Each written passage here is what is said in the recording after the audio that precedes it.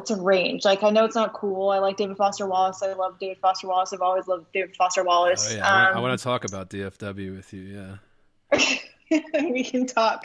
Um, yeah, Marguerite Andy and I have Duras. gotten into some fights about DFW. Well, he's Really? very contentious online too. If you scroll the Very timeline, contentious I between us know. also. there's a lot of lovers, a lot of Say more. haters. Yeah. I know there's a lot. I don't. Where are we fallen in the culture? Is everyone hate him still, or is it moved back to some I don't degree of think we read, appreciation? so I don't know. Well, because well, since he's dead, and I since think we like him now. Yeah. yeah. Mm. Well, I think there's always the set. Like, there's always that divide. He's a big dividing line in Well, I think there was Uh-huh. a biopic, and now we like him. That's how Oh, okay. Yeah, dude. Got it. they did the movie. I think it was Right. what Jason did they Segel. do? The Like movie Jason with Jason what's his Sudeikis? face? It Yeah, was I saw it. Siegel. It was good. It's the fine. the It's fine. Muppets guy. It was the forgetting Sarah Marshall guy who played him. Jason Sudeikis. Siegel. Segel. Jason Segel. Yes. Sudeikis is Siegel. They're the Sudeikis same is the guy, guy man. that got cucked by Harry Styles. But yeah, Siegel. DFW. Mhm. He's a big. I mean, literally, if I mean, listeners will know this. If you hang out in any of the social media circles, online in the literary world, kind of, we've already said a little bit insufferable depending on your personality. But like, he trends. He's dead. He's been dead like 20 years now, and like, you know, he trends like every couple months. He'll trend, and there's this huge blow up, and there's like, oh, there's a bunch of people that say, oh, that he's a genius, one of the greatest American writers there, and then there's people that he's a misogynist, you know, he's you know, Mary Carr is telling stories or whatever about how he was like rude, or you know, he was a fucking drug addict too. People forget that. So I mean, I'm sure he had mood swings and all that kind of shit. But yeah, I mean, it's hard to think of kind of a contemporary or from the contemporary period writer who divides people more in DFW. And I like one of the things that, like I said, Lee and I hit it off kind of right away, because he's unafraid. She would just say, be like, yeah, I like DFW. And then, yeah, deal with that, bitch. Yeah, like, deal Yeah, with he's it. also What are you probably going the to only say? one in the Yeah. program who read Infinite Jest. Yeah, yeah. Probably no, there were a few that like liked it. They read it. Yeah, yeah, the pretend to read stuff, but The pretender. Yeah. I know, yeah. It's like Yeah. this. I've never seen, I mean, writers be that kind of loved and hated at the same time. I guess that means Mhm. you're successful. I guess that means that like you're good if you have that Right. many haters and lovers. But yeah, I don't know. I'm just curious. I always wanted to get your thoughts on DFW and how he's viewed, you know, in the culture largely, the literary world. How you personally feel. Yeah. I mean, yeah, anything. Go for it. Yeah. I mean, I think when I started reading him, he was okay in the culture. People still liked him when I was 20 Worshipped. and that worshipped. I think Yeah. we were in the worship stage, and there was that cliche of like every guy you would date would bring up DFW or something. I never had that date, but yeah, that was the era in which I started reading his work.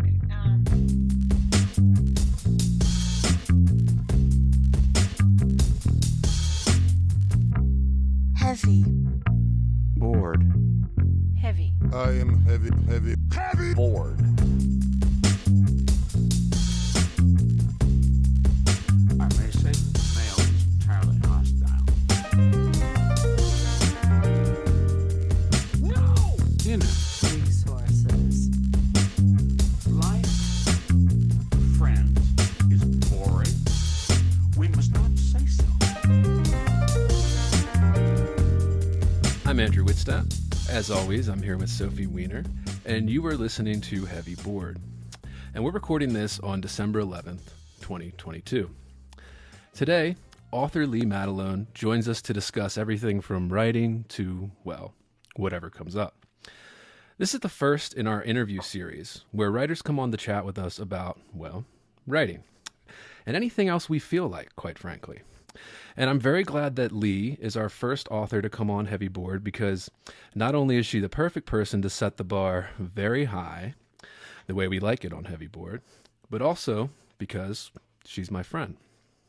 I first met Lee Matalone in the fall of 2016 when we both moved to a city in southwest Louisiana to begin our MFA degrees. City. Interesting. Small city. Sure. Lee had come from living several years in New Orleans previously, me from never having lived anywhere but Baltimore, my hometown. But soon, I found that Lee and I hit it off. She was also from the Mid-Atlantic area, Virginia, fairly close to where Sophie and I both grew up. a few hundred miles away from one another most of our lives, and brought together through our shared love of literature. How strange the world sometimes is. How small. But there was a specific instance when I knew Lee and I would be friends. It was during our first meeting of the MFA program in 2016. Naturally, we were nervous. Everyone was. We barely knew each other beyond our first names at the time, and we all had to introduce ourselves, one by one. Then, something happened. I can't even remember what it was. Something dumb, stupid, foolish, embarrassing. Lee and I met eyes across the room, both immediately understanding, silently, the ridiculousness of the event we were all forced to sit through. We both stifled a laugh and looked away. Oh yes, I knew then that we would be friends. Lee was the most experienced writer in our cohort. She intimidated even those who had already completed most of their coursework. Already writing a regular column, having many publications of fiction, nonfiction, flash fiction, essays. All the other MFA candidates hung their heads in shame as she rattled off her resume to the room on that first day. She let herself be known, and it was impressive, ballsy. Lee was on the fiction side of things. I was on the poetry side. That awful dividing line MFA programs force on students. And despite that, Lee always had the most impressive knowledge of contemporary poetry out of any fiction writer I'd met. She knew names and books better than half the poetry candidates in our cohort, never afraid to read and pass judgment on a work outside of her genre. A true writing talent. She can see the vision in works of art. Rare, listeners. And looking back on this vague memory now, it seems like that was over 2 decades ago, but it was only a few short years back. And since that fateful fall in 2016, Lee Matalone has gone on to pen her debut novel, Homemaking, published in 2020 from Harbor Perennial. Available wherever books are sold, as well as linked in the description of this episode, listeners. She has been published in many magazines and journals, literary and otherwise, including Denver Quarterly, Hobart, LitHub, Electric Literature, the LA Review of Books, Book Slut, Vice Munchies, and The Rumpus, among many, many others. She taught for several years at Clemson University in South Carolina before leaving academia for greener pastures, and is currently a mentor for young writers at Middle Tennessee State University in their MTSU Write program, where she helps young writers grow and blossom. And of course, Lee is working on many projects where we are all just waiting for the rest of the literary world to catch up with her. Lee, thank you so much for being here. Did I miss anything? Misremember it? I don't think so. That was very lovely and flattering. And I don't think I remember the first time we met. I'm sort of going back to that awkward classroom now. Those desks, yeah, dude. Those desks, those desks acting like we were in the 5th fucking grade. But yeah, I was thinking about Lake Charles today and just how absurd that time was. It's sort of incomparable if you haven't been or lived there, like what our day-to-day existence was like. I'm sure Andy has spoken about it quite a bit. A lot. I, was in a much more, I think, college town kind of situation. Something a little closer. They would still call it a city. I did not agree. The city you were living in was 3 times the population of Lake it was Charles. Still, Yeah. But yes, I heard routinely all of the stuff of Lake Charles.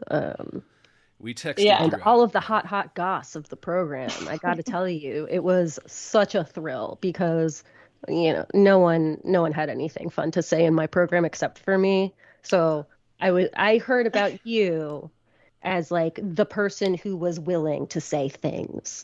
Oh, okay. I was a little bit jealous that he had that. Because I would look around the room and I'd be waiting for somebody to make that eye contact with me, Yeah, it didn't happen for at least the first year of my program, and then people were like, "I see it now. This is ridiculous."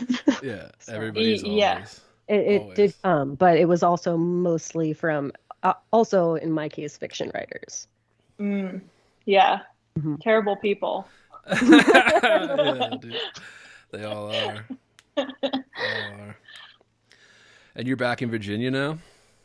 I am in Virginia. It's strange to be in like a quote unquote normal place. I feel like I've just lived in a lot of strange places. Louisiana is just, yeah, not normal. The things you get used to, whether you're in New Orleans or Lake Charles. And now I'm in a very like conventional, safe, like infrastructure, sound, all of that stuff. It's bizarre, but I guess Andy, you're in a weird place. I'm envious of that. Yeah, it's strange. It's a good place to write, quite frankly. Yeah. Yeah, but Vegas. you're in a weird place that can still feel very normal. Yeah, I it's a feel huge it. fucking city. It's You a know, big American city. Yeah. I feel like the weirdest thing about it is being in the desert and not being from the desert. Yeah. You Almost know, everybody that lives here is not from here. But, yeah. like if you're Is that local, true? I mean, sure, there's plenty of people that grew up here, but like if you grew up here, it's like I meet more people that moved here than like actually grew up here. And I mean, I taught students at the college here for a while. Yeah, I so was it's gonna like say like your students a lot are of probably them like, are like born and raised, but then I would say maybe almost half were like came here because of the mining industry, like their parents work in the mining industry, or yeah, like the food and beverage industry, or I mean, there's Right. a lot of government because we have the Air Force base here, so a lot of government workers. And Yeah. I mean, the city's huge. Everybody thinks of the Strip in Vegas, but like, I mean, that's only 4 miles of like Yeah. the center of the city, and this city's like over 2.5 million people that live just in this little fucking valley in the middle of nowhere. So it's huge compared to what people think of it, where you just see like the bright lights. It does look weird though, because then it's just like the only tall buildings are the huge hotels. Right. Right. It's like a I mean, no, you go ahead. well, it's like a Midwestern city where like there's like no tall buildings at all, and then there's like one. Yeah, I was just gonna ask about the literary scene. I know you guys just lost The Believer, so I don't know the controversy behind that, but I forgot that happened. what's I was is just there a reading literary about scene? that. Yeah, We have the Black Mountain Institute here, right. so there's some of that, and then it's mostly through UNLV though, for Yeah. the most part. I mean, are there literary scenes? Like, you know what I mean? Like, I mean, like literary- UNLV is like the Black Mountain School, isn't it? Right. Like It's that's what it. it's like an offshoot. Or they like Of- consider themselves as being part of it I think or so. associated with it. And I know Amanda Fortini, Walter Kern's wife. She is always we're mutuals on Twitter, and she's always like doing stuff here because she's a Beverly Rogers fellow at the Black Mountain. So like, you really don't do much as like a fellow. You give like a couple readings, and then like kind of you just get the stipend and get to write, and Yeah. yeah, it's cool. Yeah, but Have you gone to events or things in? I haven't, because I lived here for like 4 months before the fucking pandemic ruined everything in the Right, world. right. Which I want to get to eventually. Yeah, with how that went for your 2020 Yeah. book launch. Yeah. All right, so we're good. We're drinking stuff. I'm drinking some scotch. Sophie said bourbon. Lee said whiskey.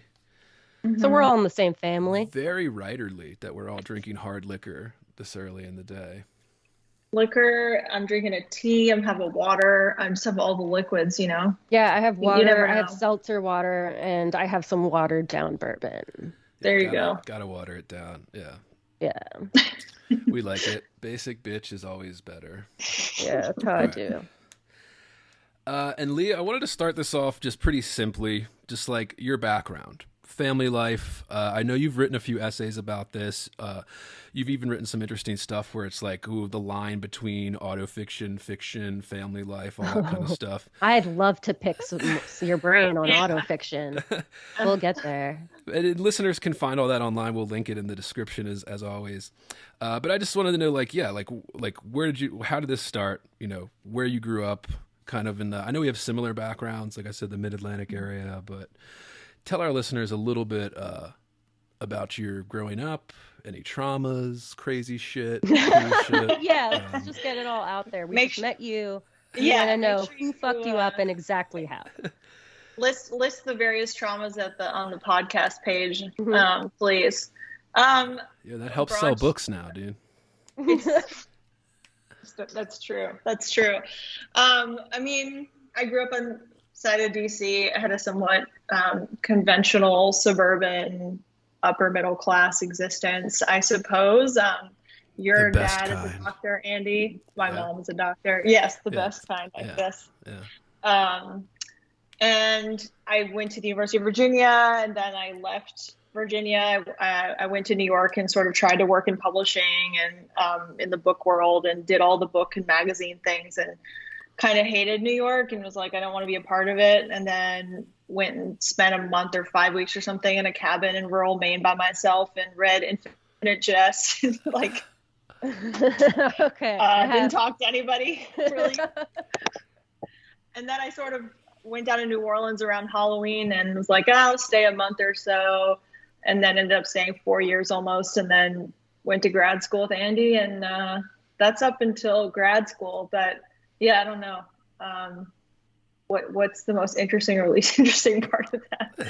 Well, I'm curious. I mean, you said you tried the whole publishing industry thing. I think that's sort of one of the young, aspiring writer goals, right? We all sort of think like, yeah, we could do that. Oh yeah. Yeah. But you also said you hated NYC. Was it the industry? Was it the people? Was it just the general cost of living? All of it? I mean, I'm sure all of it to some degree, but Vibes. Yeah, vibes.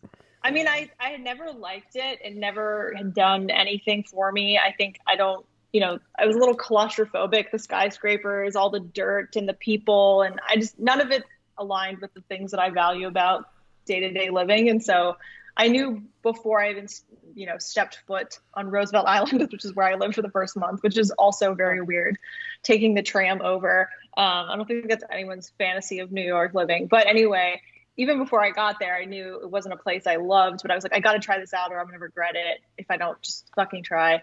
So, I think I was like an intern at a fashion magazine, an editorial assistant for my first job, and like got paid maybe nothing or $10 an hour or something like that.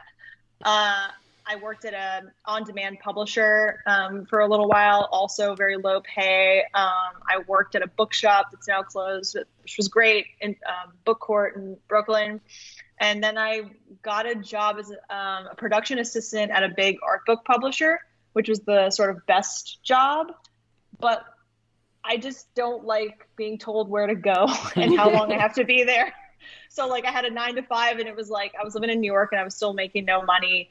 And I think after a month I was like, everyone is still just like standing around, wasting a lot of time. Like this isn't an intellectual, at least what I was doing. I'm not saying all of publishing is this, but my experience of it was just like, this is just a normal job and there's no real magic. It's still a job and it's not altogether engaging for me. And I had this incredible, like beautiful Italian boss.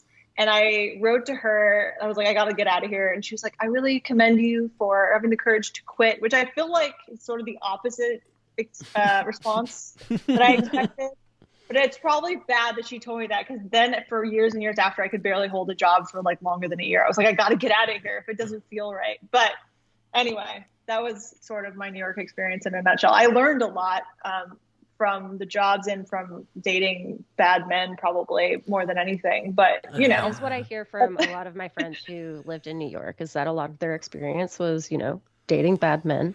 But, and this was before the MFA for you. Before. I was like 20, 21. Yeah. Fresh out of undergrad, ready to take on the world. Yes.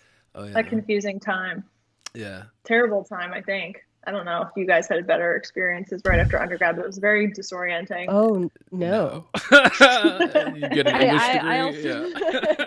I went straight to the MFA after undergrad, but I had a really unconventional undergrad.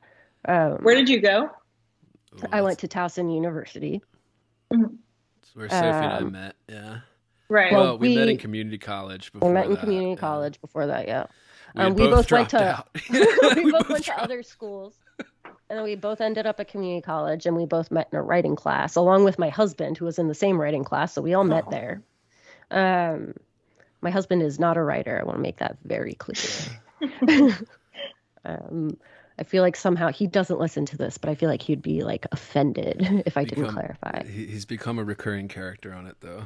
Okay, so we can talk about him a little bit. We occasionally hear him do dishes. Yeah. Like I said, the ambiance, it's like more, it's good parasocial content for.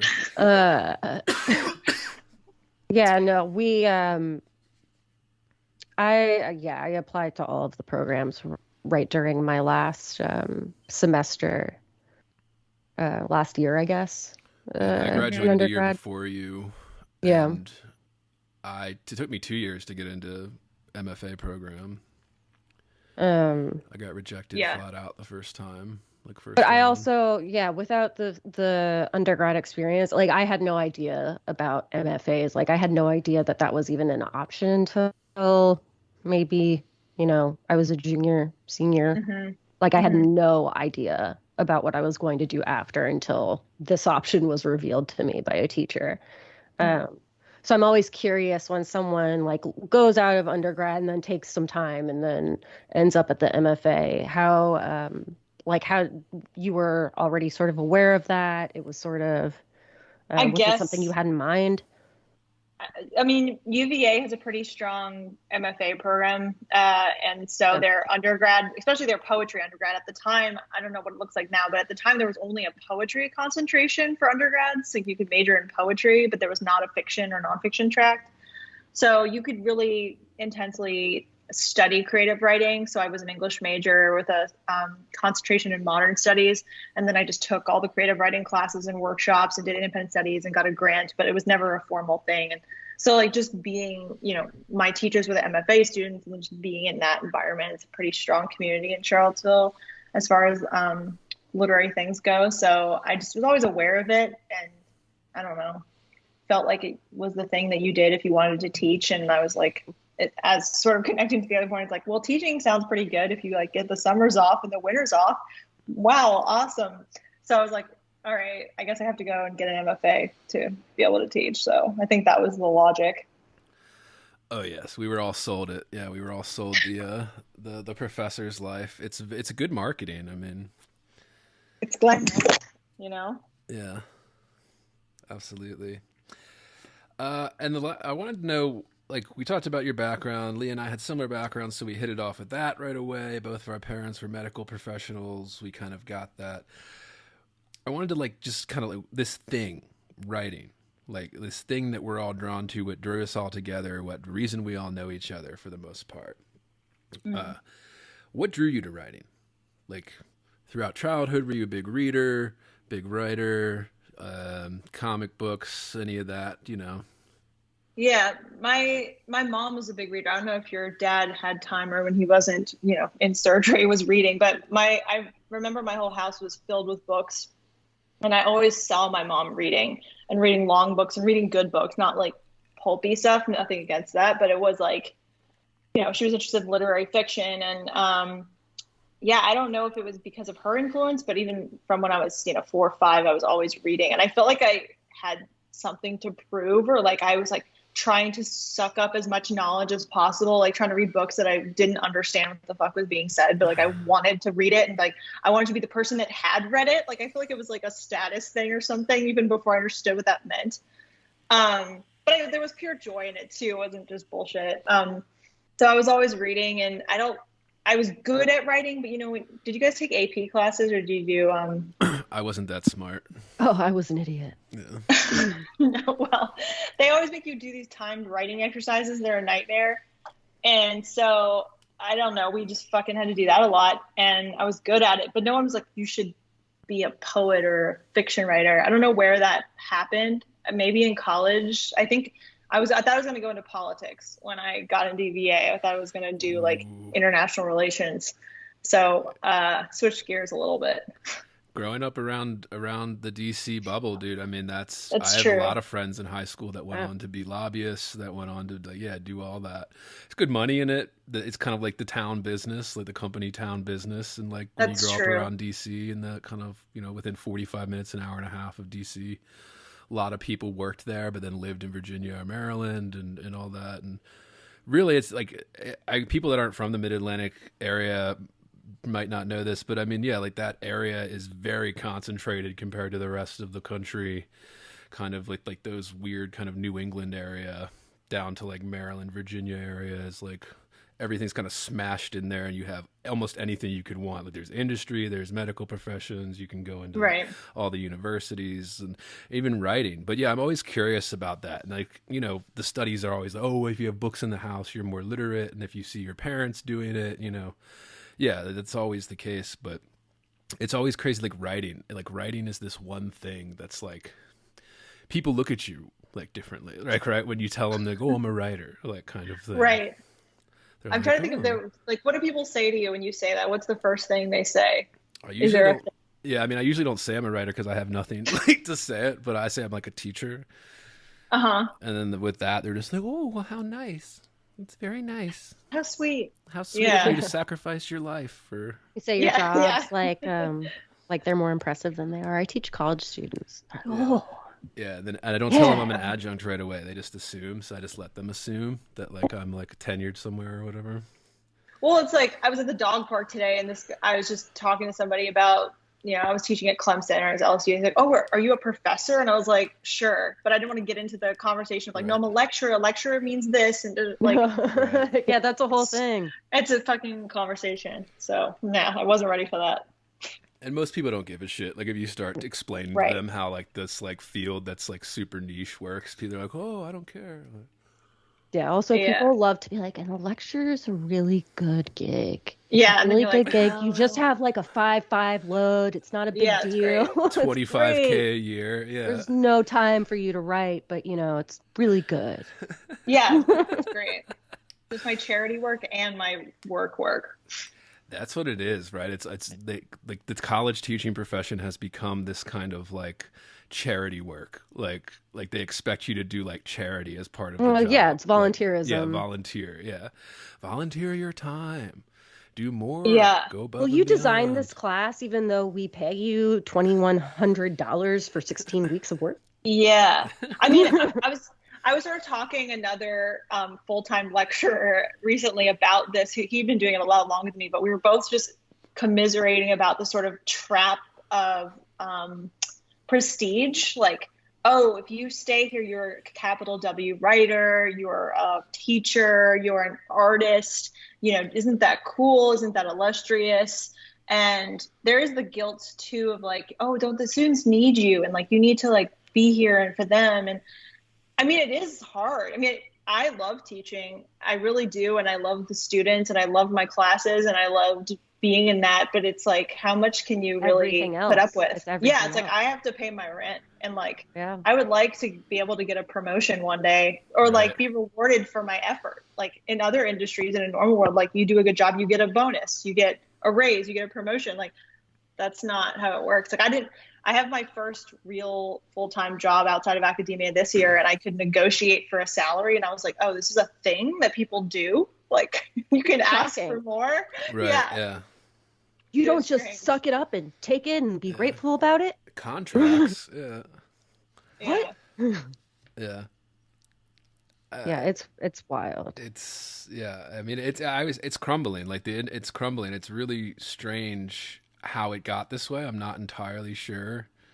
Well, yeah, and for But- just context for like younger listeners who maybe haven't dipped their toe into this yet and are still sort of figuring out like what they're interested in pursuing in the future, I think a lot of us tend to like think of teaching as like this great thing because chances are if you like to write and you like to read, you had at least one really good English teacher that was like, the English teacher for you, right? That was really inspiring. You thought, yeah, I want to be that. Yeah.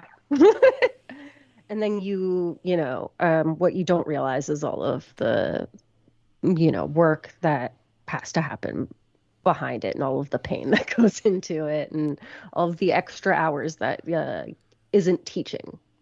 Yeah.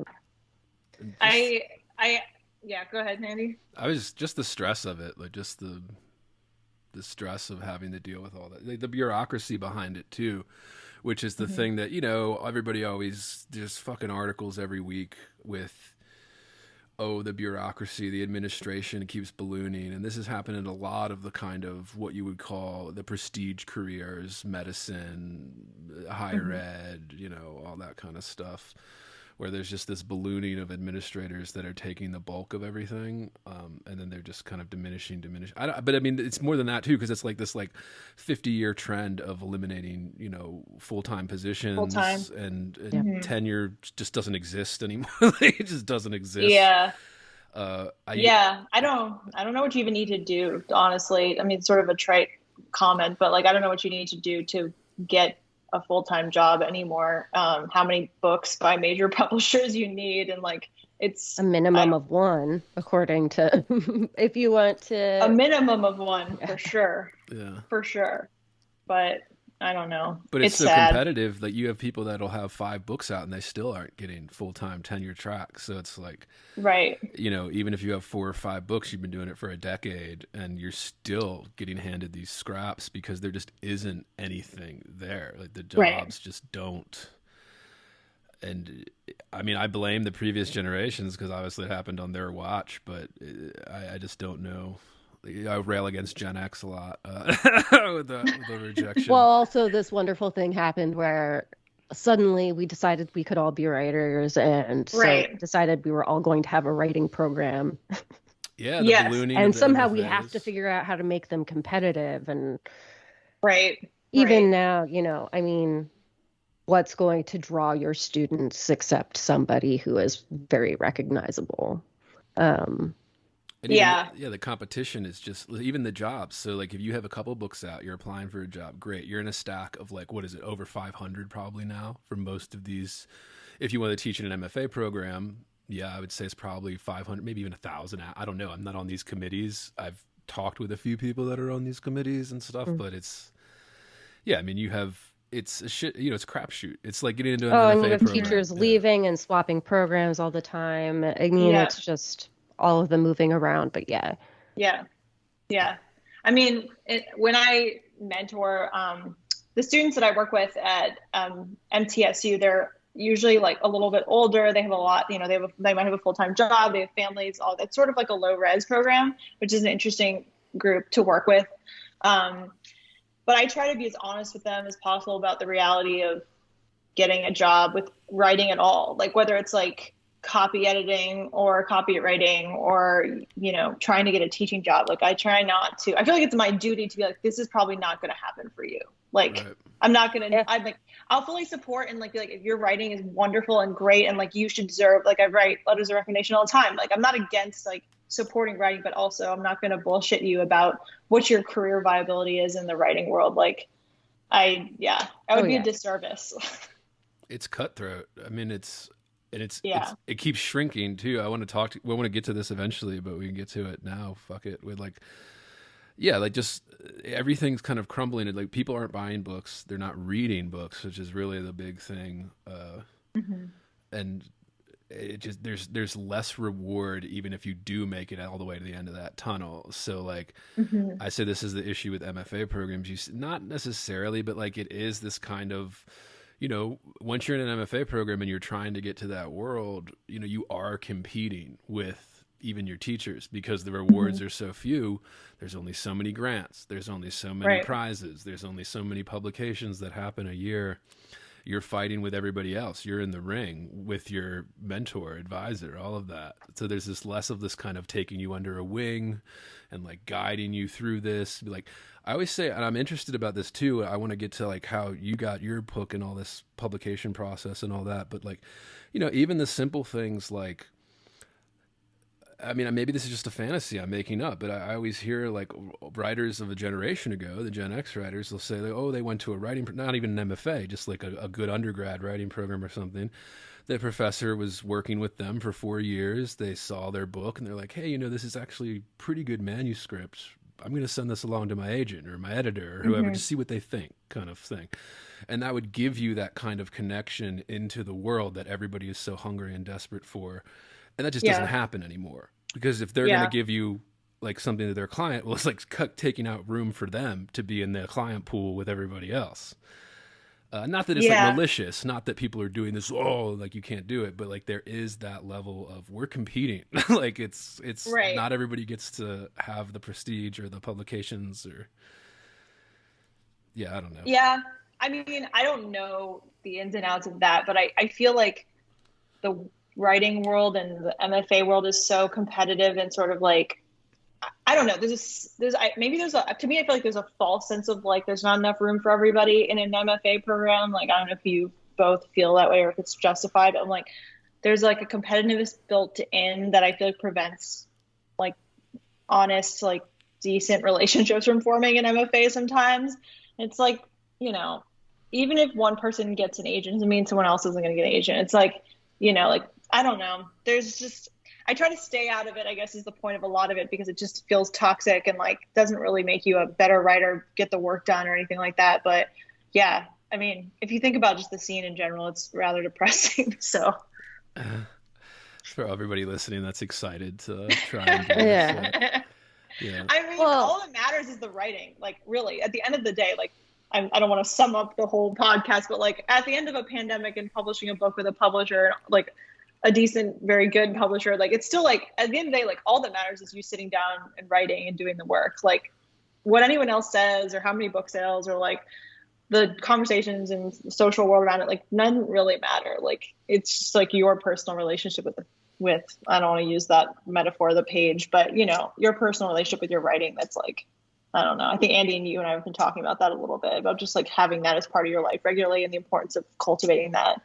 So Yeah. Yeah, I mean, it's like I- protecting it. Yeah. Sorry, go on, Sue. Well, yeah, I mean, I think it's this idea that like I'm a big believer that anyone, and I hope you can forgive me if you feel this way, but I'm a big believer that anyone who claims that they're like writing for anyone but themselves, like, I mean, obviously, like, yes, we have an audience in mind, right? But I don't think anyone starts writing because they're like, I'm doing this for the good of the universe. right. I don't think that Well, deep some. down.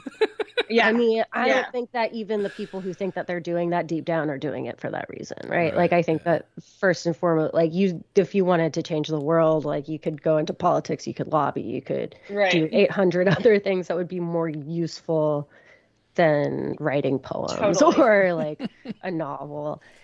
And Yeah.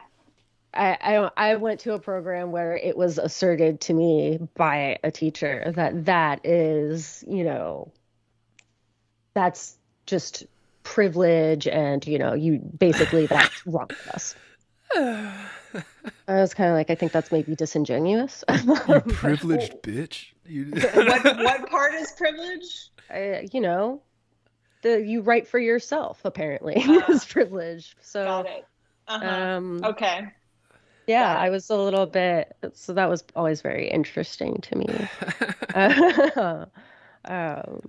But yeah, I know I very much agree. It's about really cultivating your own relationship to your writing, and that should be the thing that matters, and it should be the thing that makes you happy or that should fulfill you. I mean, Right. obviously there's endless frustration that comes with trying to get published. And I imagine, especially in the world of fiction, I know like it's very different. We've talked about this at least a little bit, right? That for poets, typically you submit and you submit and you submit to for prizes to get your first book published. And in the fiction world, you have the opportunity to go and get an agent. But there's a whole other laundry list of things that you have to do in order to get that agent, right? I'm mostly ignorant to this process. I know, Andy, you've been through it a little bit. You have obviously had some great success with it.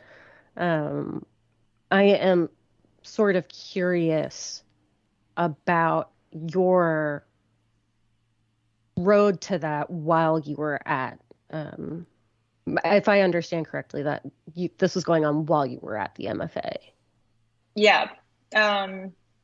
My current agent, she reached out to me. I think it was my second year of my MFA, and I had this happen once before, and I think it was just because I have like a very kind of crappy rudimentary website with links to published work, and I don't know who told me that advice, but it was probably one of the best pieces of like writing business advice, like have a website like where people can go. So like I've always published in smaller magazines, and so it was like some small story, and my current agent had just read it and reached out to me. I had my email on my website, and she was like, hey, read this, do you have a novel at all, maybe by chance? And this had happened once before where an agent reached out to me and I asked me that question, and I said no. And so I sort of knew that this was coming, like, okay, I don't know where I learned the lesson, and maybe I think it's probably more true now than ever, but like I knew that like a short story collection was probably not going to get you an agent or help you sell a book. You needed a novel, unfortunately. I mean, I love the novel too, but I was first a short story writer, so it was always sad to me that you couldn't sell a and short most story people collection. are, right? Most people are in the MFA at least. Like that's Yes. from what I understand, that's what they encourage you to write. At least in my program, I know they mostly discouraged long form.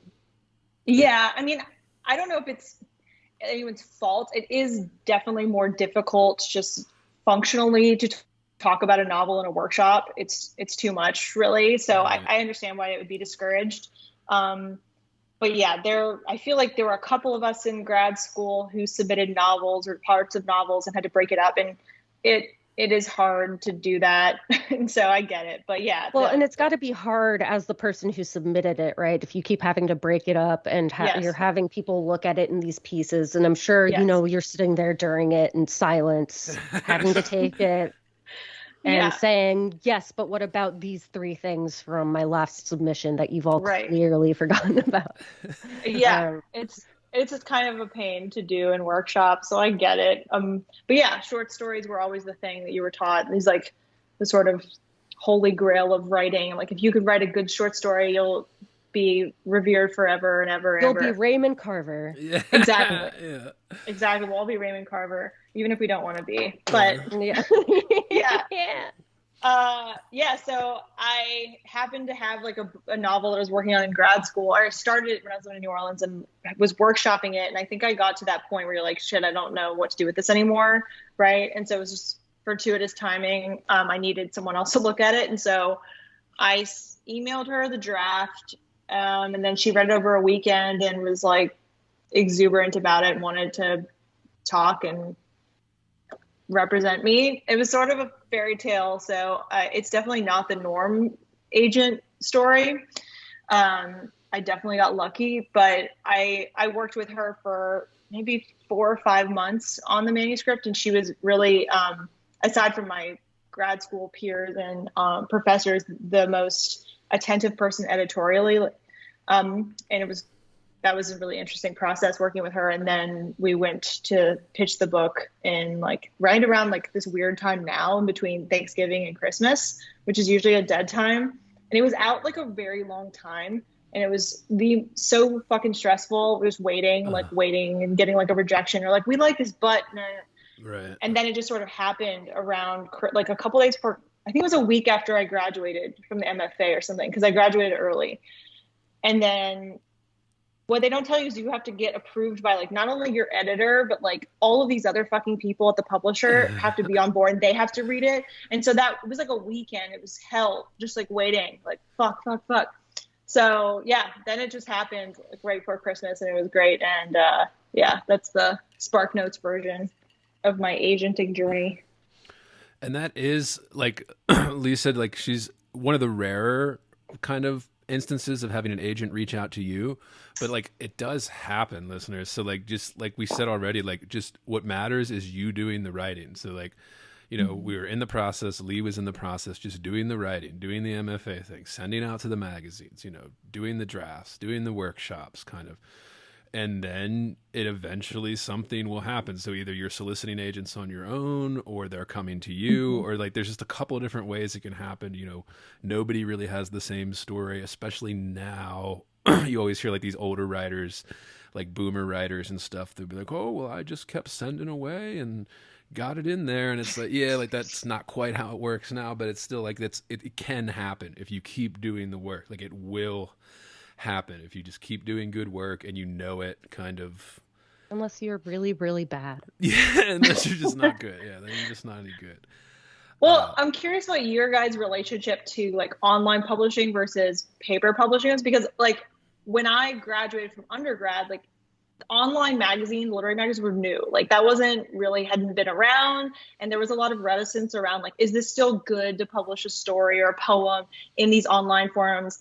And I kind of just like went for it.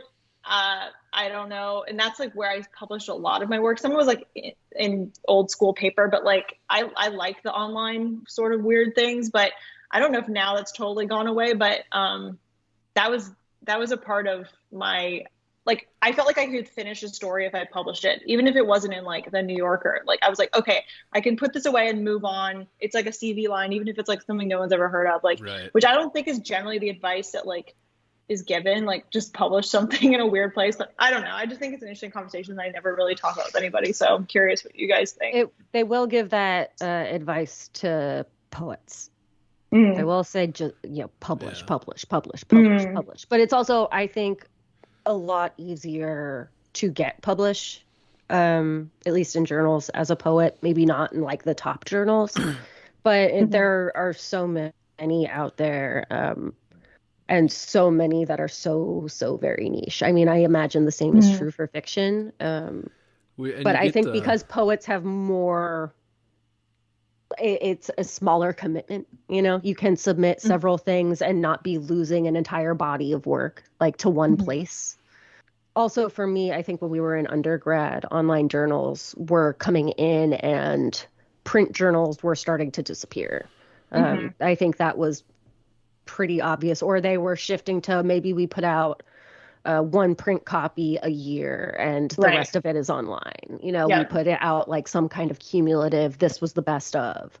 And that was a thing. But I think one thing that at least I was sort of torn on was like a lot of the hottest journals that were still like top tier were the ones that were still putting out print. And those were the ones that were going to put you in the hands of the best writers, the writers that were in positions that might get you noticed, and then endless other positions. But that we do still say, like, yeah, more people have access to you if you publish in an online journal. Right. Will more people necessarily read you? No. Well, no, is my nobody reads journals. Yeah, even people writers are going are not to subscribing. read you. Yeah.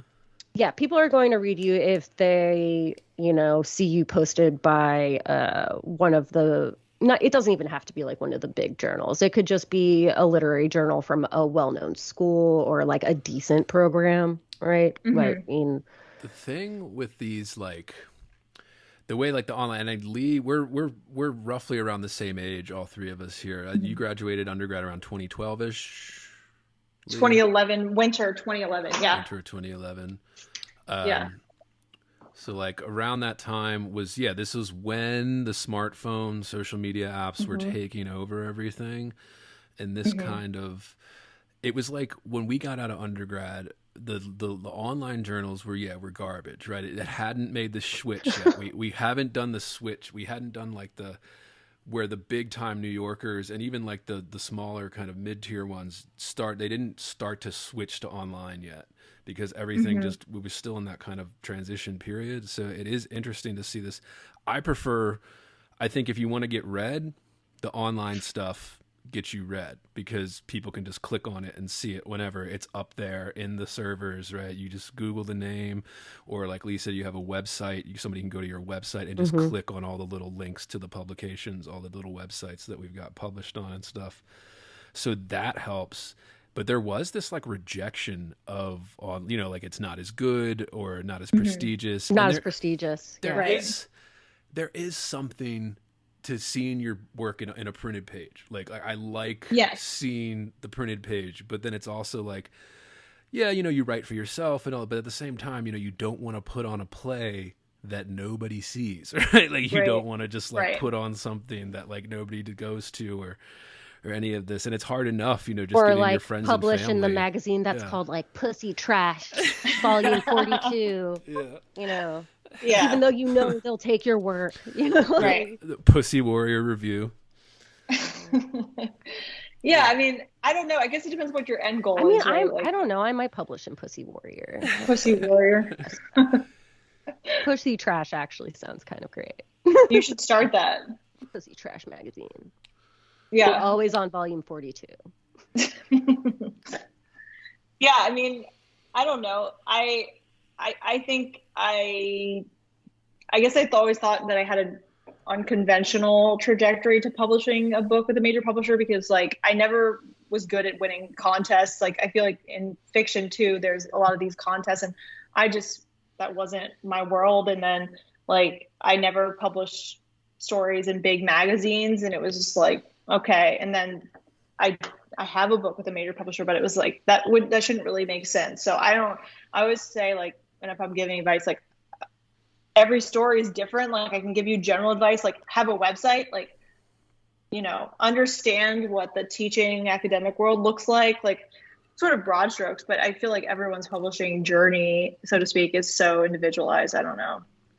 It's fucking crazy. I've heard it's gotten even crazier since the pandemic, which we could discuss, but yeah. Dude, I mean, I don't know if you still fuck with like Submittable or anything like that still at your... Barely. I need to be doing that, but I'm... Well, I just mean with an agent, you get a little bit of like, because I know I see this with young writers a lot, people that'll post in our forums here for the podcast, or just like I'll scroll the timeline and see things, and it's like,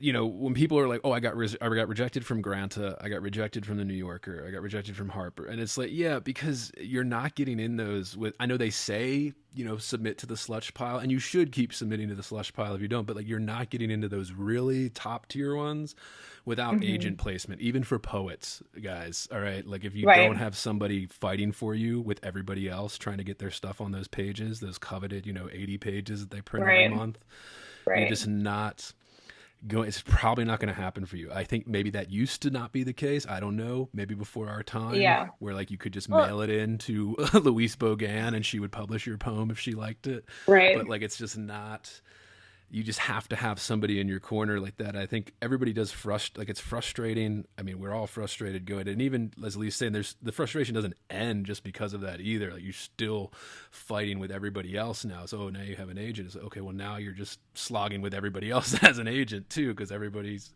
going up, and it just gets harder and harder. I just imagine it's so much harder in fiction just because it's something that is like, I feel like you have to deal with like marketing in a way that I don't think I've ever heard of poets having to, because who are you really marketing to except other poets? I mean, I know you're not supposed to say that, but I find it to be true. I mean, you have to sort of cultivate a persona, right? On like, sorry to interrupt you at all. I feel like there are plenty of poet personas on Twitter, which is a marketing sort of tactic. I guess it's to sell books. I mean, obviously it's fiction. I think it's genre non-specific, but yeah, I'm not good at that stuff. Like, no one ever coached me at HarperCollins that I should be doing more social media. I think I dated a photographer at one point when I was sold my book, and he's like, you got to get an Instagram. And that's when I got an Instagram, which was like very late. Like, I don't have TikTok. I'm not like, I don't know. And Twitter I find to be very difficult to engage with, like from an emotional perspective. So I don't know. I turn into a different person when I use Twitter. Yeah. And I become a rage machine. It's really bad. It does that. It's really bad. And Lee and I have texted, just in private conversations back and forth about, things like this, whatever trends, what we're seeing, stuff like that. How's it going? Blah, blah, blah.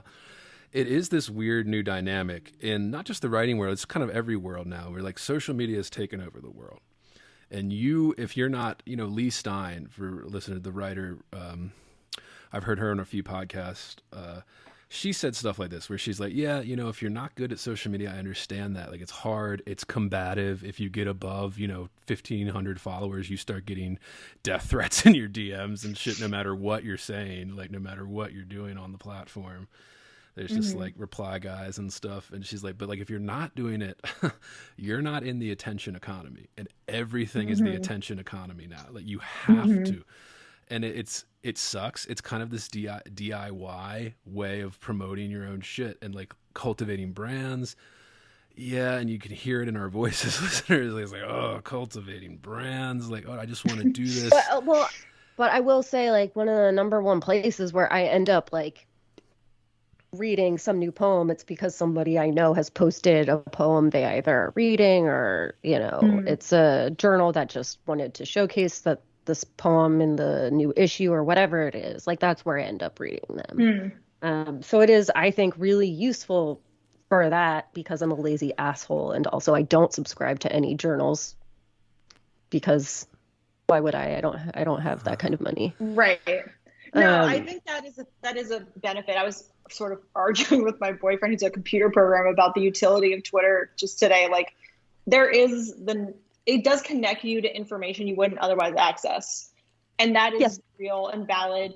But like you have to shut off all the other bullshit and ego and like and it's posturing. impossible. That's so hard. I'm just like, fuck it. I'm Yeah, not. no, I'm in the boat But- with you. I could not and will not and And you- refuse to. Yeah, you tweet out a link to your book, be like, "Oh, check out my book or check out my new thing," and then Oh, somebody's it's like, soul-crushing. fuck you, Yeah. bitch," like kind of like, and you just have to like And tune it it feels out. so gross. Yeah. Just like look at me. I'm like, Look at me. I've tried to do it. It's like Hustle. I don't know. You need to hustle. How do you do it genuinely though? Like that's the thing. It's like how do you sell Does a he book or become market yourself Matalone? with that? I don't know. He's like he really likes to do it. So Who's that? Talon, What we is can that? talk about his book Taipei sometime. I had my Another own feelings podcast. about it. That might be another podcast. I don't know what we're talking. talking about, listeners. He I've also never heard has of it. a couple collections of poetry. I'll get you acquainted Is it with an him. Instagram post? No, I haven't it's read enough. it's not. but- And I I read him at the same time that I read Ben Lerner's 1004. Andy, if that gives you any perspective. Okay. The same class. Yeah, same class. Loved it. Yeah, I don't hear about any of that. I mean, it's We have really positive feelings about Ben Lerner. Yeah. I listened to that episode. yeah, Oh, I'm good. really sorry. Yeah. I'm sorry if we were offensive. That was we talked for like 4 hours about this 80-page essay.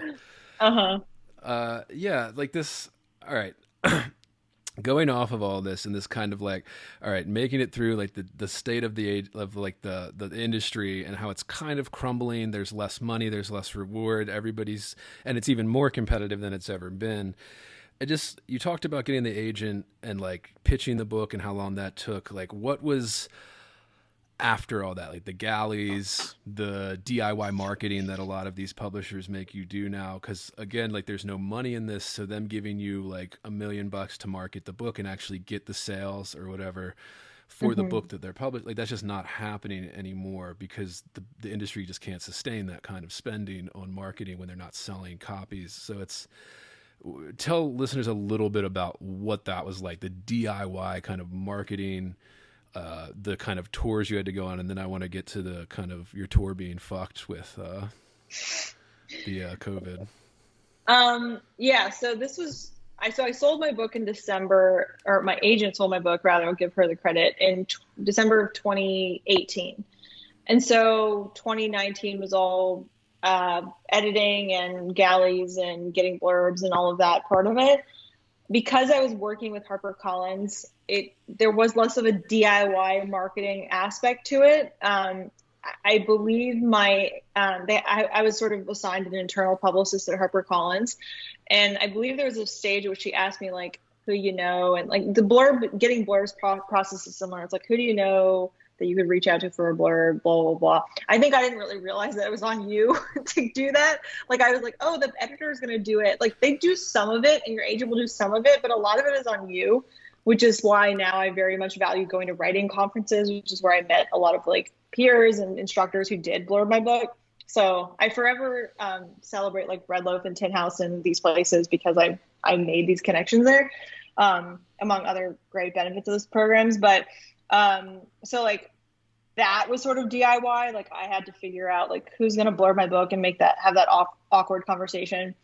But then like, a lot of it was kind of opaque what my internal publicist was doing. And, this was like a million years ago, like pre-COVID. So I'm trying to think of the questions she asked me. Like she would send me links when things got published.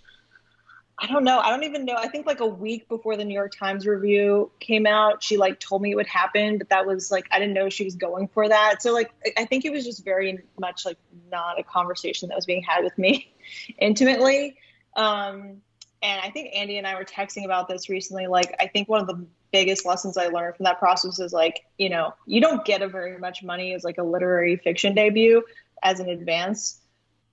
But if I was to do another book, I'd probably like go out and hire a publicist outside of the publisher to do the work, because I think they're more incentivized to work hard for you. The big publishers just like have too many authors, and like if you're just a debut, they don't have, they're not going to allocate much time and resources. Like I'm grateful what they did, but like they just don't have the bandwidth. So I don't know, it was strange, and like you feel like very small throughout that process of like, oh, I don't know that many people. Like like we went to like a sort of humble MFA program, and like it's not like I'm trying to think of a big famous person. We didn't have like that kind of world. So yeah, I don't know. The top five programs are a different world than everything below it with MFA. So if you're going to one of the top five programs, if you're lucky enough to get in, or talented enough in a lot of cases, like you get a little bit more out of going to those. It is, and we went to the top 20 program, but it's, well, they don't rank them anymore, right? It's a secret. But even so, like when you're outside of those big, even the big three, really, they just have the resources and the faculty to help you a little bit better along those lines. But yeah, man, I mean, well, I also wonder what happens. Like, I mean, I have to imagine that somewhere there was like a writer who got published who had no other like major writer connections. Right. And like, we're like, I'm supposed to reach out for blurbs. What do I do? I can see myself like being in a position where I'm like, I don't have a lot of writer friends. Want me to go to my teacher from 20 years ago? Like, I've heard stories of like, because like, and the reward is so less. So if you're not going through, if you're self-publishing and stuff, self-publishing used to be a laughing stock. It's not as much of a laughing stock as it used to be in terms of like what you get out of it, because if you can just distribute it through Amazon or something, you cut out a lot of the middlemen, so you're like, you make more money if you actually sell, but then you don't have the marketing and the internal PR and stuff to get your book out there on shelves. You're entirely reliant on the DIY. But I've heard some story like Jared Kopech and some of these people that have flirted with the self-publishing. Like he'd done some stuff with major presses, and then basically got fed up with it and just self-published that book, I Hate the Internet, a couple years ago. And he said like what he did was, he said the most expensive part was paying like 20 grand, like borrowing money to like start this press, to like, he said all the paperwork, all that, the legal stuff cost like 5 grand. He's like, but the 20 grand went to publicist. He's like, you just have, if you don't hire a publicist, you will not sell books. I don't care what it is. If you're like 100,000 followers on social media, like you just need to have a publicist who's pushing that book, pushing it into like, the New York Times sections, the big papers, Wall Street Journal and stuff, where they review books every week, all that kind of stuff. And like that, some of the smaller presses. So something like Grey Wolf, why is Grey Wolf as a smaller press so successful? Well, they just have they have good editors there that pick good stuff, but two, they have a really good publicist team that puts their stuff out there. So this small press gets nominated for all the big awards and stuff, just like the large presses do, because they pay that money for a good public team, like a publicist team, to do all that. And I mean, it's frustrating. I mean, I wish we had good answers. I mean, it's just slogging away at it. I don't know. But some people do it. Yeah, go on. Sorry.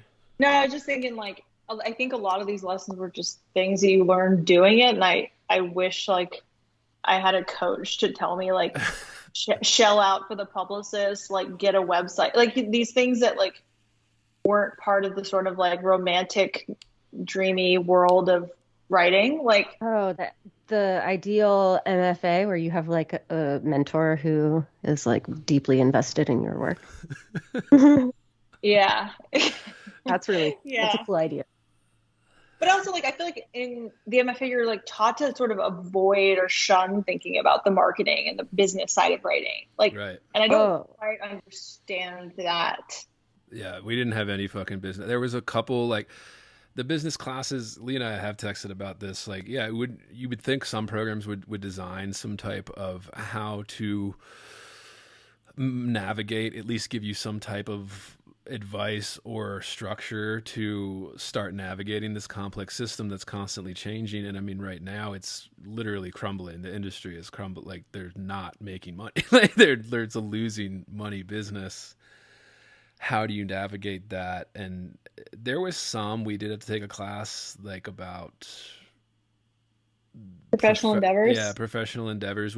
And that was helpful in Professional terms endeavors. of how to apply to academic positions, what's expected of you in academic positions, and you know, it sounds silly, a lot of stuff, but most people, like, you don't have a fucking clue unless you've started either thrown yourself into it, like Lee said, like literally learning as you go, or yeah, you had somebody who's been experienced in it and actually give you some advice, and you either have to seek that out yourself by like going to your like mentor's office, or in our case, there was a class that was set up for that. Although, you know, people had issues with it, or I mean, everybody just likes to complain about that kind of shit. But yeah, So the book launch.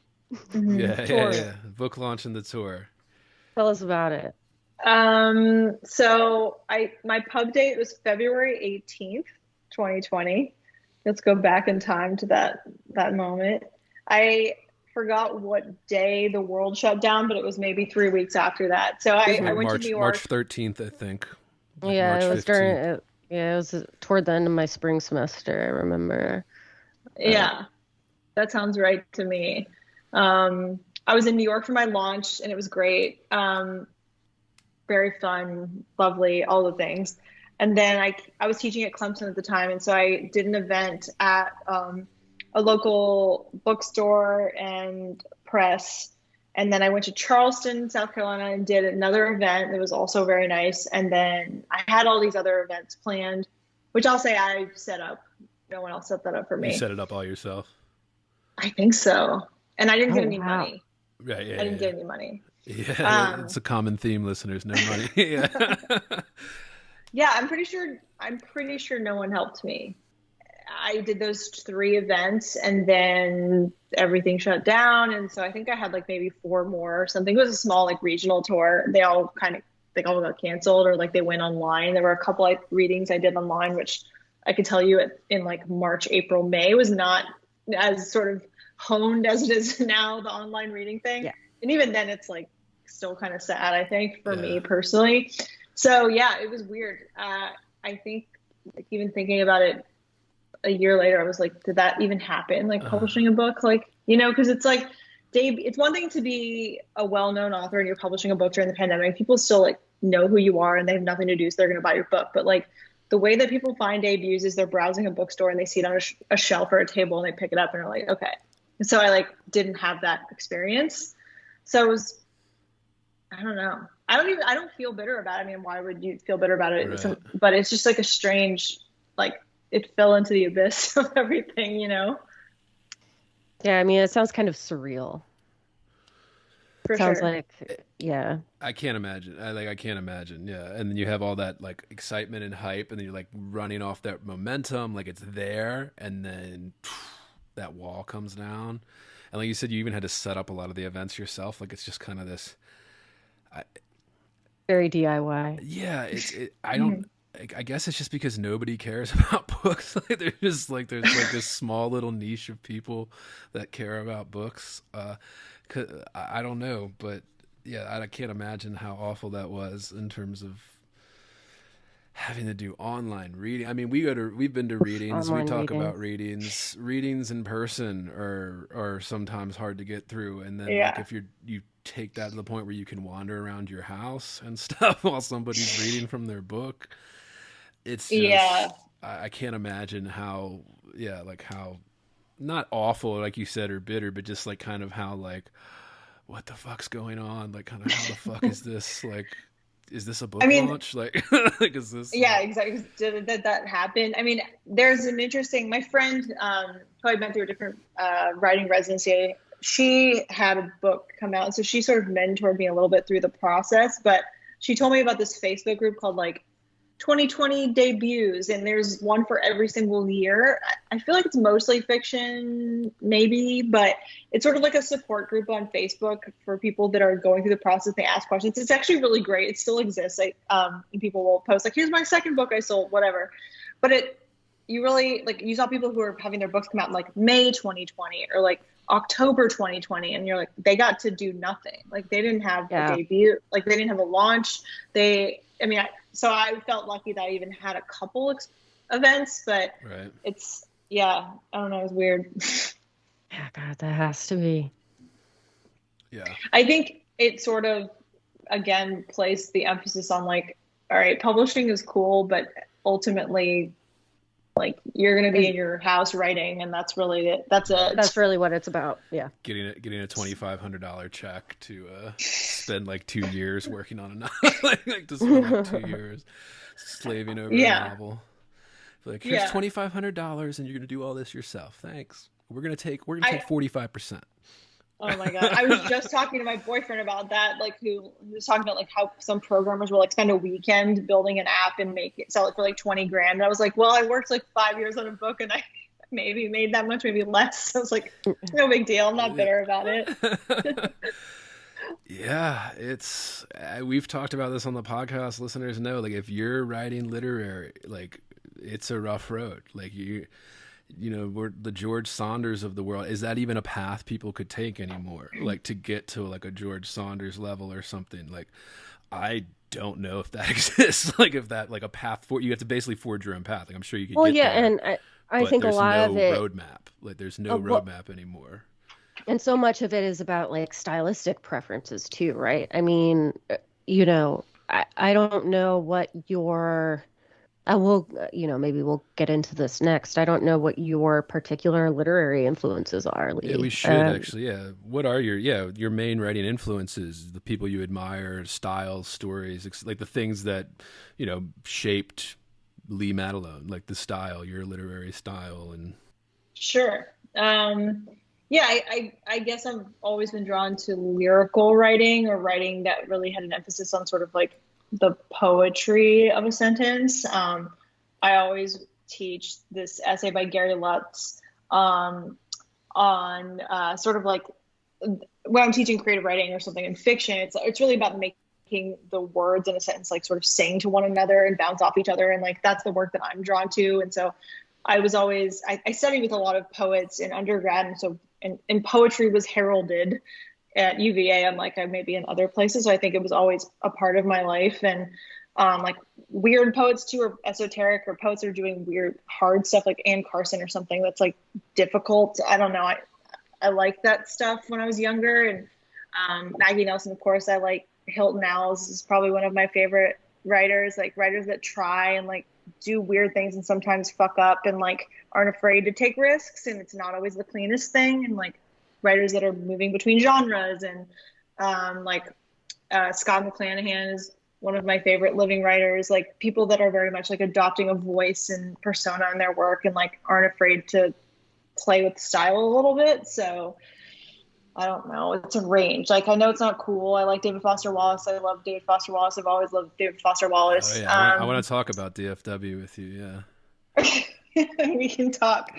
Marguerite Andy Duras. and I have gotten into some fights about DFW. Well, Really? he's very contentious online too. If you scroll the timeline, Contentious between us also. There's a lot of lovers, a lot of Say haters. more. Yeah. I know there's a lot. Where are we falling in the culture?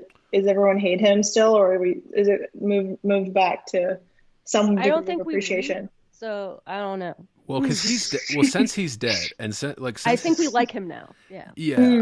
Well, I think there's always there's always that divide. He's a big dividing line in I think there was a biopic, and now we like him. Oh, okay. Yeah, dude. Got it. They did the movie. I think it was Right. Jason did they do like The Jason movie with, Sudeikis? what's his face? Yeah, It was I saw Siegel. it. It was fine. the fine. Muppets guy. It was the forgetting Sarah Marshall guy who played him. Jason Sudeikis. Jason Siegel. Yes. Sudeikis is Siegel. They're the Sudeikis same is the guy to guy me. that got cucked by Harry Styles. Yeah. I like it. Yeah. But yeah, DFW, he's a big, I mean, literally, if listeners will know this, if you hang out in any of the social media circles, online in the literary world, kind of, we've already said, a little bit insufferable depending on your personality, but like, he trends. He's dead. He's been dead like 20 years now. And like, he trends like every couple months. He'll trend, and there's this huge blow up, and there's like, there's a bunch of people that say, that he's a genius, one of the greatest American writers there. And then there's people that he's a misogynist, he's Mary Carr's telling stories or whatever about how he was like rude, or he was a fucking drug addict too. People forget that. So I mean, I'm sure he had mood swings and all that kind of shit. But yeah, I mean, it's hard to think of a kind of a contemporary or from the contemporary period writer who divides people more in DFW. And I like one of the things that, like I said, Lee and I hit it off kind of right away because she's unafraid. She would just say, be like, yeah, I like DFW. And then, yeah, deal with that, bitch. Yeah, like deal with she's it. also What are you probably going the to say? only one in the program who read Infinite Jest. Yeah, probably no, there were a few that liked it. They read it.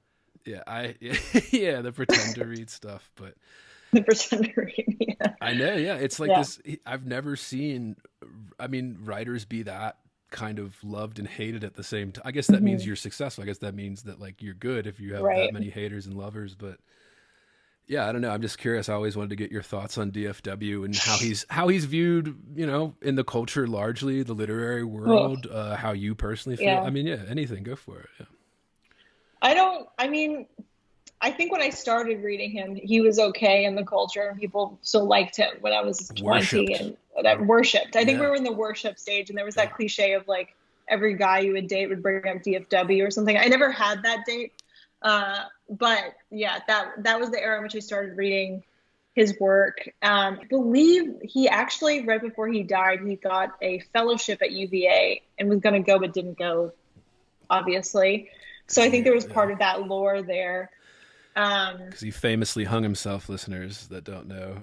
He printed out his last novel, put it on the toilet next to him, and then hung himself. So that's having a tragedy like that, the end of your life, kind of boosts your literary reputation. I mean, in the 20s, we romanticize suicide, we romanticize alcoholism in this field a lot, and I think that does. I mean, he wasn't stupid. I don't think that's why he killed himself, but I mean, I don't think he was completely ignorant to the fact that like you do build your legacy if you're a big star, and there's this tragedy at the end of their life or whatever. Like I said, I don't think I'm not saying he planned that. Like, of course not. Like, but yeah. Sorry, I interrupted you. No, you're fine. I'm just trying to think of what story I first read. I think I read Good Old Neon, that story and that collection. I don't know who even put me onto it, but I think I appreciated again, like the ambition of it. Like, even if it wasn't always like hitting, it was like just something. I had never experienced anything like that as a young person or a young writer or someone who was trying to push themselves in that maximalist way. And it wasn't even a way I identified. Like, I am much more of a minimalist. I can't write long like that. So it wasn't like, oh, I commiserate or empathize from an artistic perspective, but it was just like, wow, this person is really taking chances and like being messy. And sometimes this work kind of sucks, I think. Like, and sometimes it's just brilliant. And and I think there's sort of a variety of his work. You know, you have this sort of like very intellectual and heady stories, and novels, but then you have a story like Incantations of Burned Children, which I think was published in Esquire and is a piece of flash fiction. It's might be one paragraph that runs for 3 pages, and it's like lyrical and dense and fast and just one of the saddest things I've ever read. And like every time I read it, I cry. And like that's really what I want when I read. I want to like cry or like feel something. And that story does that for me. And so I just appreciate his range and like, I don't know. There are just not many people like that. Not many creatives like that. I mean, and he's smart, you know, I mean, like whether you like him or you hate him, I think, at least for me, like that was one of the things that, you know, you mentioned this really early on, like you were reading like you had something to prove when you were younger, right? And I think a lot of young writers, you know, even at least like into their 20s, 30s feel that way. I still feel that way. It's what we talk about on this podcast. It's why we have it, you know, we're like ashamed of all the things we haven't read. And I think with DFW, the thing was like everyone understood how smart he was. He wouldn't have been such a massive phenomenon had he not been so brilliant, I think. And so like whether or not you like him or not. And it was high-minded. It was like that thing. It was like, I have to have read David Foster Wallace or what am I trying to do? Like I have failed as a writer if I have not at least done that. He had that like high-minded aspect, like you guys were saying, but there's like a little level of grunginess to him. And I get okay, like the '90s, and like he wore the flannel and the headband, the bandanas and shit. The bandana. I just said, I know he was going bald. I understand that and all that kind of stuff. That's a painful thing, dude. We talked about this on our own episode, listeners, where we get into hair plugs. I don't know how we got on that, but it was like.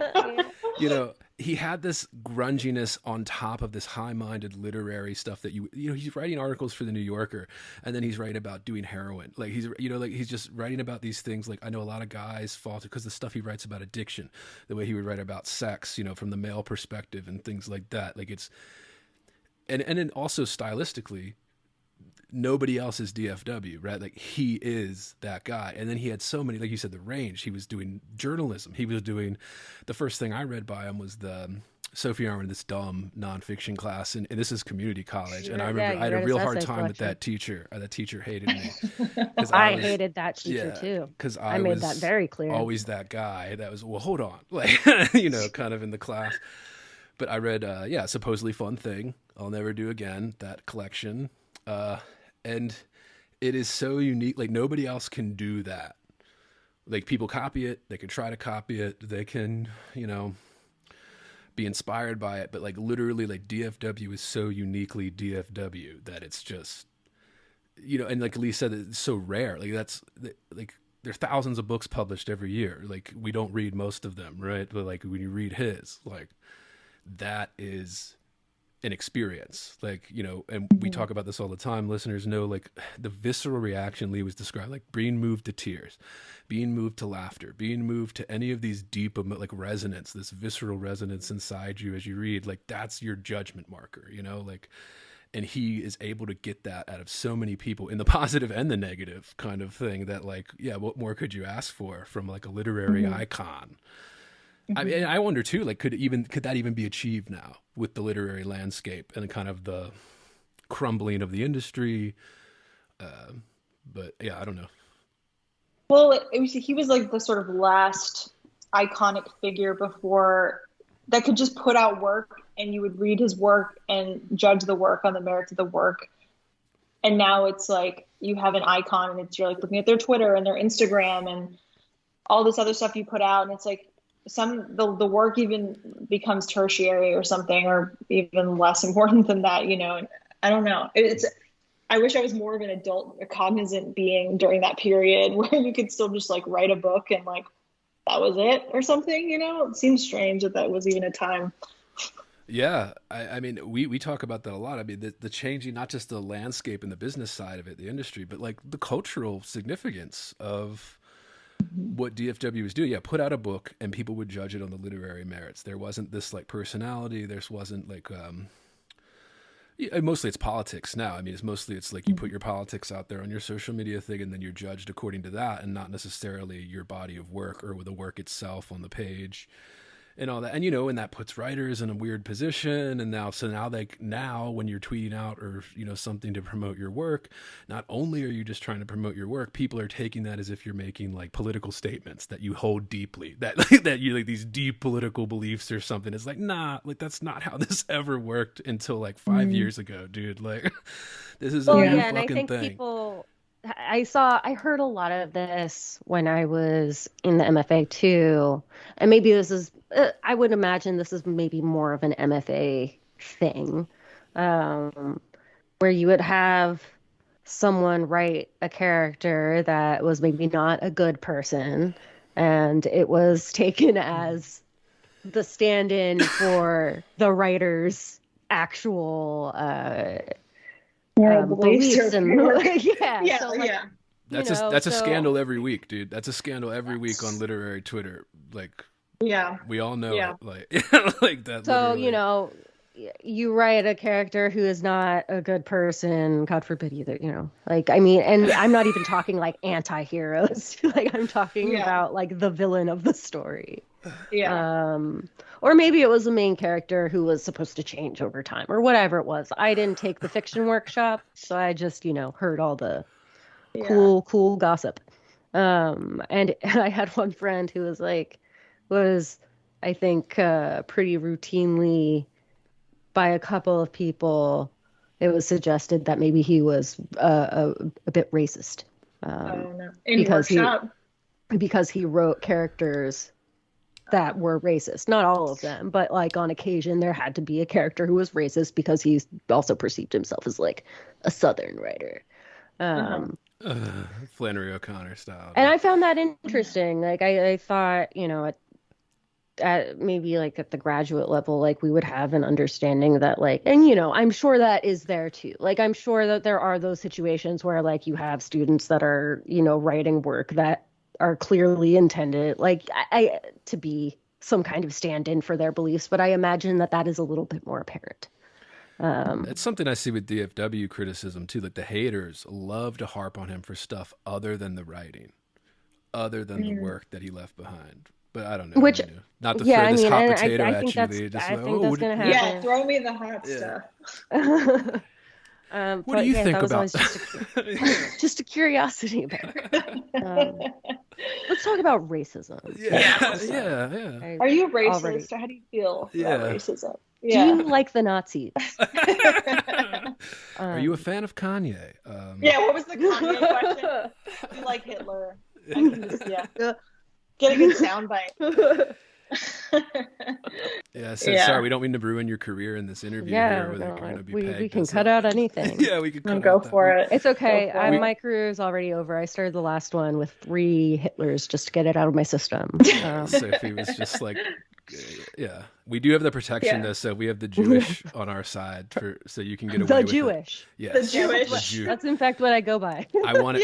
Jewish. I'm Sophie the Jewish woman. I wanted to make sure That's what they call me. I wanted to make sure I was othering it as much as I could. Like. I am Jew. As Kanye would tell us. Yeah, sorry, didn't mean to throw all that at you, Lee, but No, I'm here for it. I'm here for it. Yeah. I don't know. I mean, I feel like this is just to talk about current literature a little bit. I don't know. I have a hard time locating things that move me in the same way that are published now because there is so much noise. And I don't find myself sort of like wanting to read older work or something to stay out of it. But then I'm like, I really want to connect to the current conversation, but I have a hard time really like accessing what makes me feel that way. I don't know if that's that a makes good way of perfect saying sense that. to me. You're I feel not like we alone, talk about that all the time. There's like I have that urge all the time to stick to. I mean, right after I left the program, I think that was when like I bought a ton. This is when we were first talking about the podcast. Like I bought all of this Edith Wharton. I was like, this is all I'm reading. This is all I'm reading for like the next year. And that's really most of what I read for the next year. And it was like all I really craved was, and a lot of it was, I guess, fiction. Maybe I was just like, I need a break from poetry for a minute. But I feel the same way. I feel overwhelmed by how much there is in contemporary literature, and not just how much, but like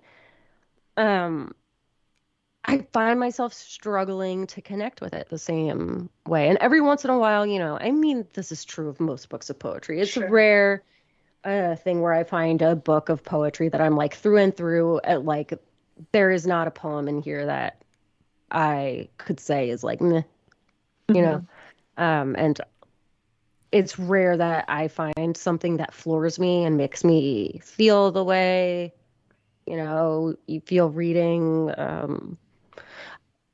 Emily Dickinson. I mean, there are a handful of contemporary writers that do that for me. One of them is like Alison Bennis White is the first person that came to mind. But yeah, it's so much noise. And honestly, it's hard to know, I think. It's hard to know what the genuine recommendations are because, again, I think this is just a fact about the literary world is that you're leaning on your friends to promote you, right?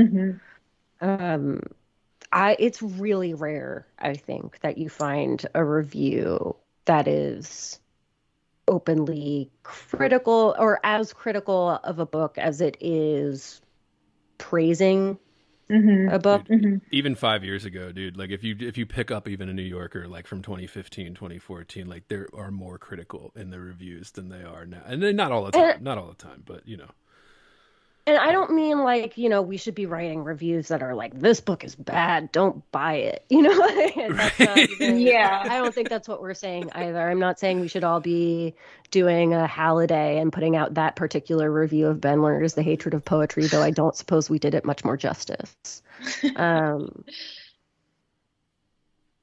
But I do think that there's something to be said for being able to like look at poetry or at any literature. Like it's hard to know, I think, like who's reviewing because this is a Right. book that they believe is like you need to read this book. It's really wonderful, or this is my friend and I want to sell their book. I'm not saying that's a bad thing, but it feels like there's so much noise. It's so hard.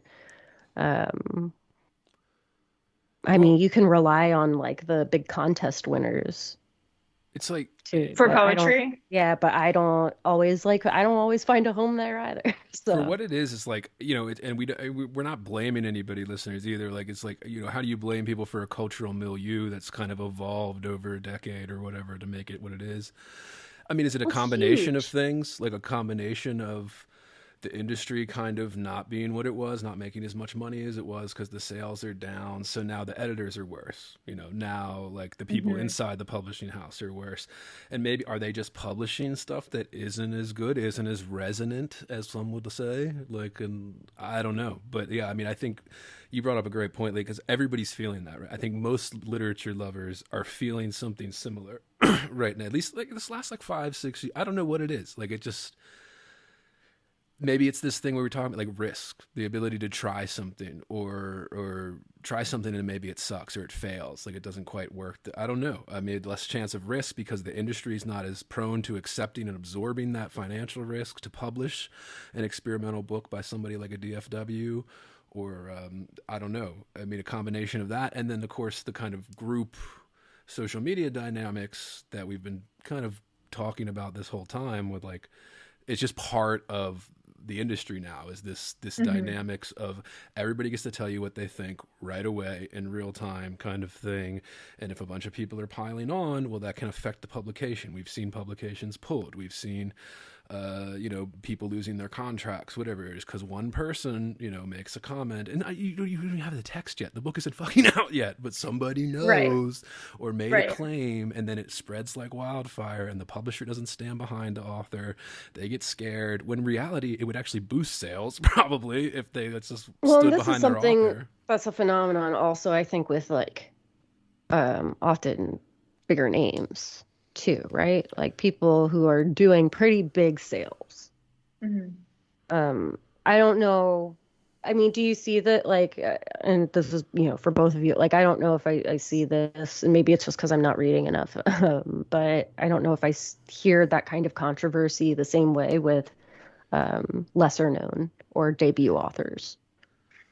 I feel like it can. I'm so out of the conversation recently, but I feel like what was the book? It was like 2 years ago that it was a white woman who wrote that book about Mexico, and that was her American debut, I Dirt. think. American American American Dirt. Dirt. Dirt. Janine Yeah, Cummins. I remember it yeah. well. Oh, wow. Yes. Okay. But I got And a I lot of remember hype for a debut, unlike most Right. debuts. So, yeah. I I would mean, imagine that helped their sales yeah, overall. oh, for sure, for sure. And that's an example where they Um, did stand by her. The publisher didn't pull the book because they put. So I think part of, you know, we'll get to this. The jealousy, the professional jealousy, I think is a big part of this too. Where she got a big deal. She got a 7-figure deal where they sold the book rights and the movie rights at the same time because she was writing a pop kind of thriller page turner book, mhm. and it was set in this like Mexico fleeing the cartel to America or whatever is the overall plot. I didn't read the book, but I remember the scandal. It was insane, and there's like, you know, they stood by her, but I remember like she was forced to kind of go through these. I remember listening to an NPR interview where it was her and 4 other people all against her.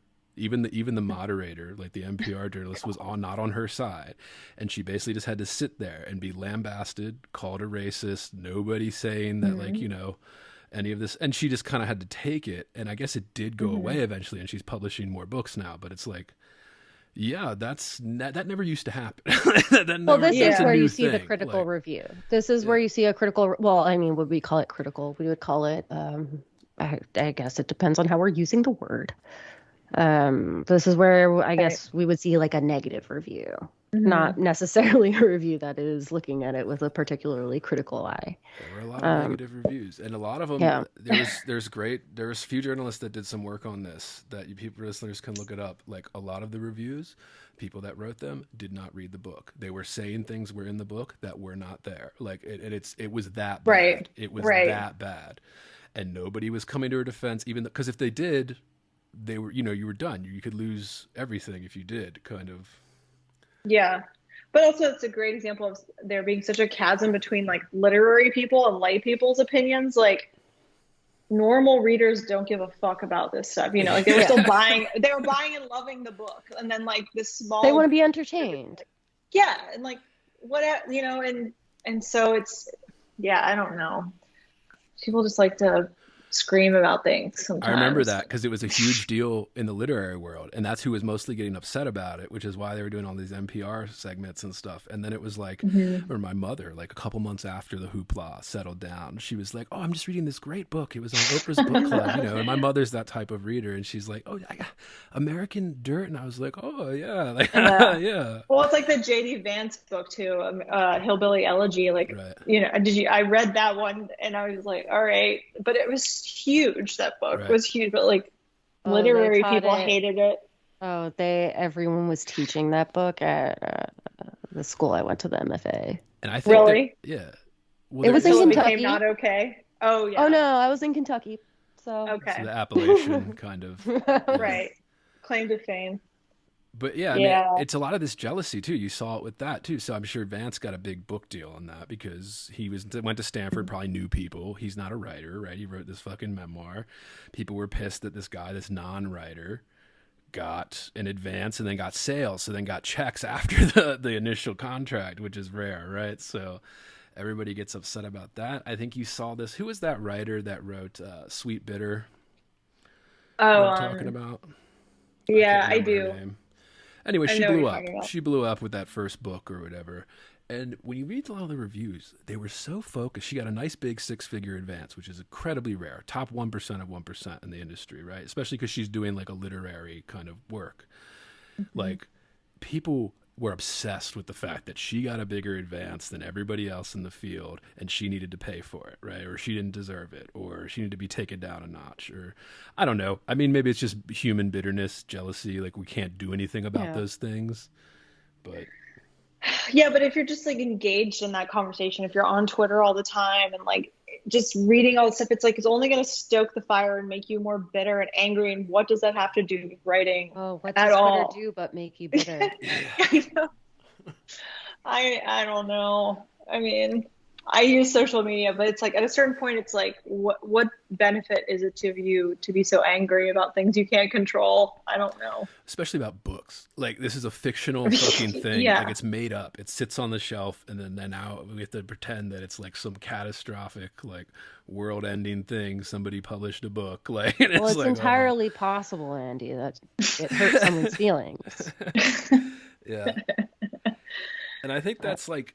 This is a good segue, I think, when we move into like the corporate side of writing, where we've talked about it already. We talked about the publishing industry, but this kind of other side of like, even universities are part of the kind of corporate side of writing. Like there's not a lot of money to be made in poetry, especially. I've talked about this where poetry was usurped by the academy because it was no longer like you couldn't make money, but you could make money in the academy, and that like all the poets got jobs in the academy and published on university presses and things like that. And now something else is happening where social media is big business and it's taking over poetry first. Say fiction and not quite in the same way, although it is happening because fiction still has profitability. So fiction can still be like a business outside of that world, even though that's fading too. But like we've taught the AWP, the Academy, these corporate kind of conferences, like the big endowments that run magazines. I have questions about AWP. I have never been to AWP. I rejected the opportunity to go to AWP on multiple occasions. What is it about AWP that has the peers of my cohort still getting so hype on the email chain? I mean, Andy, have you been? Yeah. I feel like Which one did you go to? The first one I went to was Portland, when we were still Yeah, getting we were funding for our there. MFA, and you were in Uh-huh. a weird position for that, and that's why I wanted to talk to you about this because you've been in a different position where I was just an attendee, like going there, like 50,000 people that go there, but there's like 1,000, 2,500 people that are on the panels that are the writers that are trying to sell a book, and I know Ah, you've do been we there. have the rare panelist? Well, I I mean, was I on know a Lee's. panel. Yeah, like Lee's Yeah. been there as a student where like you don't have anything you're trying to sell, and then she's been there as somebody that has to be on the panel and have a book that they're Mhm. trying to sell with a major press. So you have to sit at Mhm. the table, you have to do the signed shit, and I just yeah, the Well, emphasis that on it was too. Yeah. Portland. I was on a panel. This was before my book came out, and I didn't have a table because didn't have the book out. So I was on a panel. I forgot what the reasoning was. I met one of my fellow panelists, or the person who put the panel together, was someone I met at another writing conference, and he invited me to be on it. And I was like, sure. And it's one of those things that you do because it is a marketing thing, but also like, I mean, you want to support your writers who are supporting you. So Sure. whatever. It's a thing. There's nothing wrong with the panels. I think it's fun if you're doing it. As far as a person that's just going, like Yeah. It's fun if you're doing it. If you're just going to watch the panel, though, maybe mean, rethink it. I'm trying to state this in like a coherent fashion. I mean, I've been to San Antonio, I think, and that's it. Maybe just two. Oh no, what was the one in Florida? Tampa. Tampa was right before the pandemic, I think. Tampa was the one right before Okay. that, or... Yes, Tampa. So maybe I went to Tampa and Portland. And my justification for going was like all of my friends are going to be in one place. Like all these writers I met at conferences and grad school and whatever, they're going to be here. And how it's like a wedding, like how often do you get to have everybody in one place? So like that's why I went in general. And I ended up always having a great time, like just as a social thing. And especially if your school is paying for it, like it's not going to hurt you to go and like go to a few readings and go get some like cheap books or whatever it is. So like I hate on AWP, but like now as someone who's outside of academia for the most part, it feels sort of very insular to me. Like, and it's definitely aimed at people who teach and work in academia or attend MFA programs or graduate programs. It's not, I don't think, aimed at people who have like a corporate job. And I mean, now that I do have a somewhat corporate job, a lot of these writing residencies that are like 2 weeks or like a month or 2 months or fellowships, it's like, you can't do that if you have a normal job or a family or a dog. It's like, these are only for people who have 3 months off in the summer or in December. And so it's like an interesting shift in my sort of framing of it all. But yeah, I would feel weird going to AWP now. I was texting with some friends that I've been with before. I was like, are you going to go? And they're like, yeah. But I'm like, I don't think I fit in anymore or something. I don't know. I guess what makes me curious about it as someone who has never attended and, obviously, I had the opportunity to. Generally, like, crowded spaces are not my thing to begin with. Mm-hmm. I didn't really think I'd enjoy it, but I was like looking for reasons why I should go beyond being told that I should go for the experience. And I was sort of given this impression like I'll meet people and, you'll go to all these readings and like you'll learn things but it's like you'll meet people, you'll rub elbows, right? Mm-hmm. Like that's sort of what people would Yeah. suggest. And that I mean, always seemed to me like, okay, sure, maybe you will. But how many people are going to be approaching said person with some great hope of becoming friends or rubbing elbows or getting published? And maybe I'm being overly pessimistic about it. Maybe it's just because like I didn't think that as someone who had no ambitions of writing fiction or really nonfiction, was purely a poet, I didn't see that experience as being like the most useful to me. Yeah. I mean, I'm just curious. I think that I mean I had friends who would go to AWP because they had a meeting scheduled with an agent that they had some contact with, or they had a book out and they needed to meet someone they needed to get a blurb from, or there was a more sort of like There was a business side of it. Yes, exactly. And that has definitely worked. I'm not against that in any way, but I think for me, like, it was really about like building a community of writers that are your peers, not necessarily people that are your equals. Like, to me, my writing peers are very valuable to me, not just like so I can share work, but also just to commiserate and like talk about this shit with sometimes. And like, there's very few people ultimately that understand like what it's like to like live in Lake Charles for 3 years, or like be in workshop and like, you know, or be pitching a book. Like, and it's nice to have people to support you through that. And so like, I think these things like conferences and AWP are good for just like reconnecting with your people sometimes. But like the panels and the book fair, like meeting agents, to me, that wasn't why I went. And that wasn't really what helped me or made me feel good about AWP. Yeah. I mean, I think that's what it is. It's really like kind of a social event, right? Like if you have the friends that are there, either you're with a group of your like fellow MFAs and you're going and they are in fact your friends, which like hopefully, and either that or it's like the reunion, right? The group of writers that this is the time of year that they see each other. Right. And it's always like, I always viewed it is like a showcase of kind of the big names. So it's like you go there and you could rub elbows, like you walk through the book fair and you'll see some big names just walking around there, you know, chatting, people going up to them and stuff like that. So there's that benefit. But yeah, I mean, it can, you know, the reason I'm always fascinated about writers' opinions on it is because AWP is this one conference where like when it comes around, when it start coming around and you're getting the emails and everybody starts saying, oh, I hate it. Oh, don't you hate being around all these people? Oh my God, it's so awful.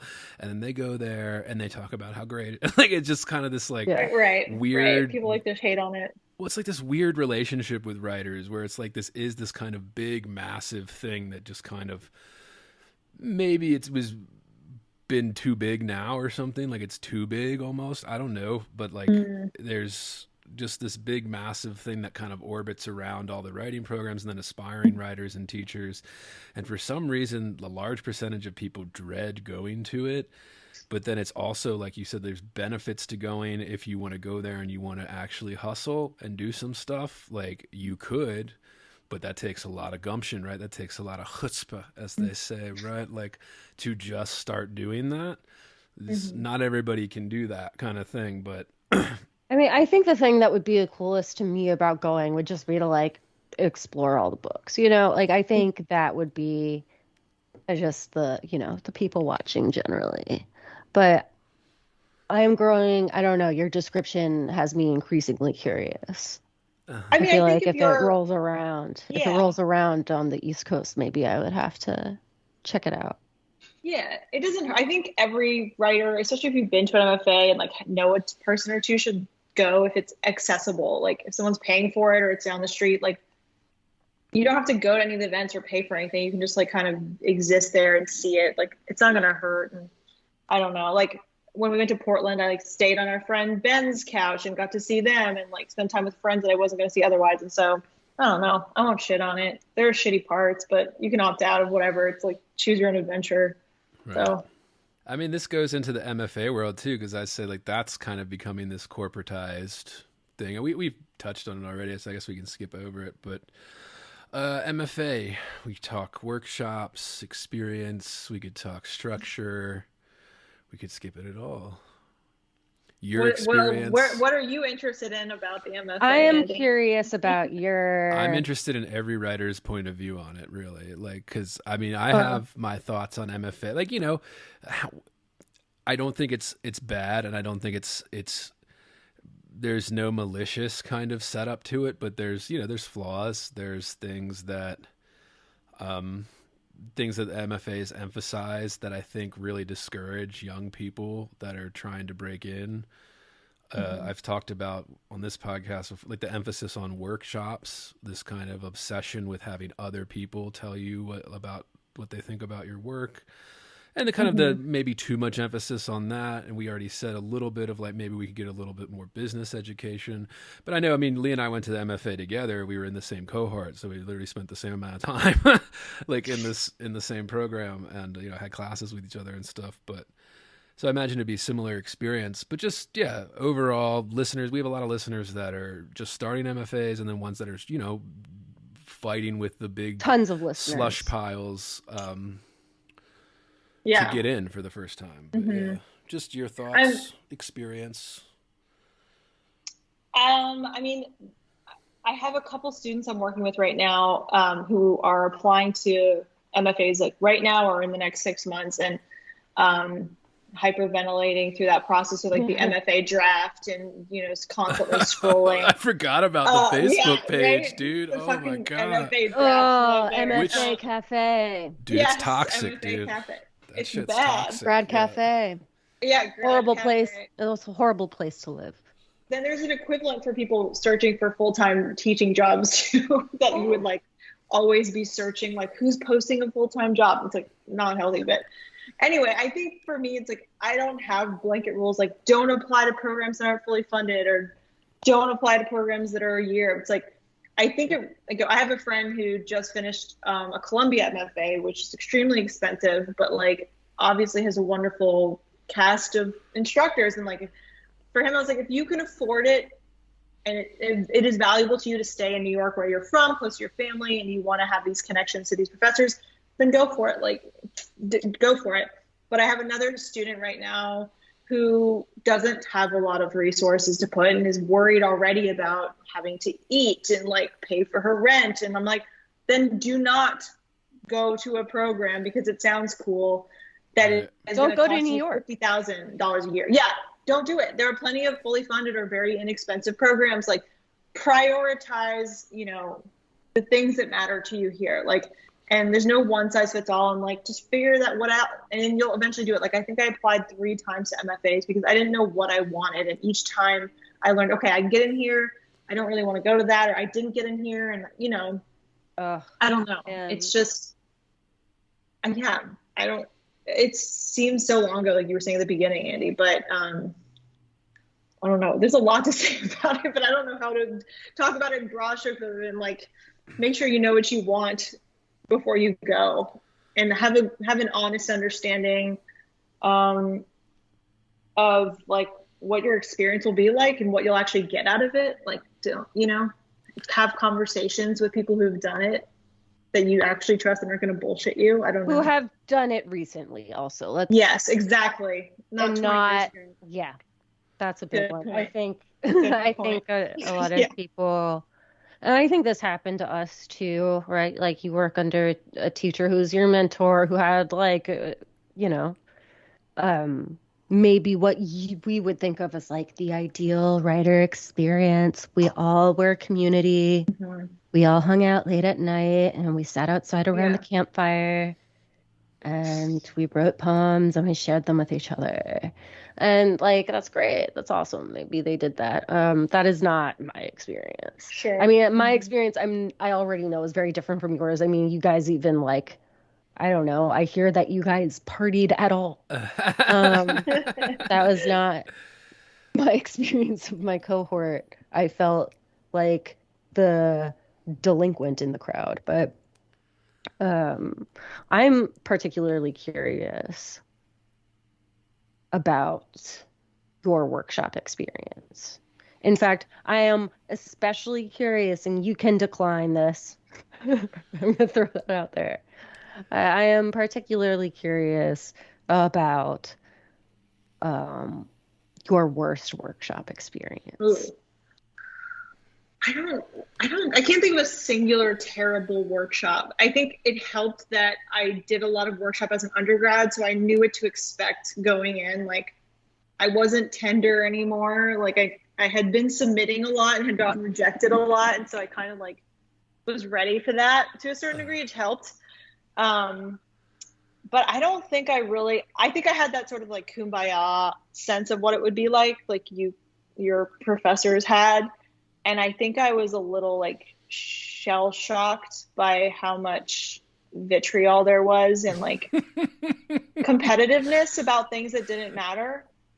And yeah, it was hard for me. That part was really difficult for me, because I think like ultimately you should be supporting one another. And it's just like, yeah, there's all this other stuff that gets the social aspect is really complicated. Oh, the social aspect is huge. It's the biggest thing, really. Yeah. It's really all it is, right? Yeah. I mean, it's like, who does the teacher like? Because let's be honest, we are writers and we need praise. We specifically need the praise of our instructors. We need to be the best in the class, and we need to be the teacher's pet. Right? Like, I refuse to believe that there was a single student in any MFA program out there who wasn't in the same position as me. Sophie telling on herself here. No. Well, yeah, I need to be like approval. I mean, I think like that is such an important part of like encouraging you to keep doing this crazy thing that is like, trying to be a writer. It's like someone has to tell you like it's worth all of the suffering, right? Like, and whether you encounter that person in your MFA or before, like wherever it is, like, it is important. And so if you're not getting that, then I imagine that would be a terrible MFA experience.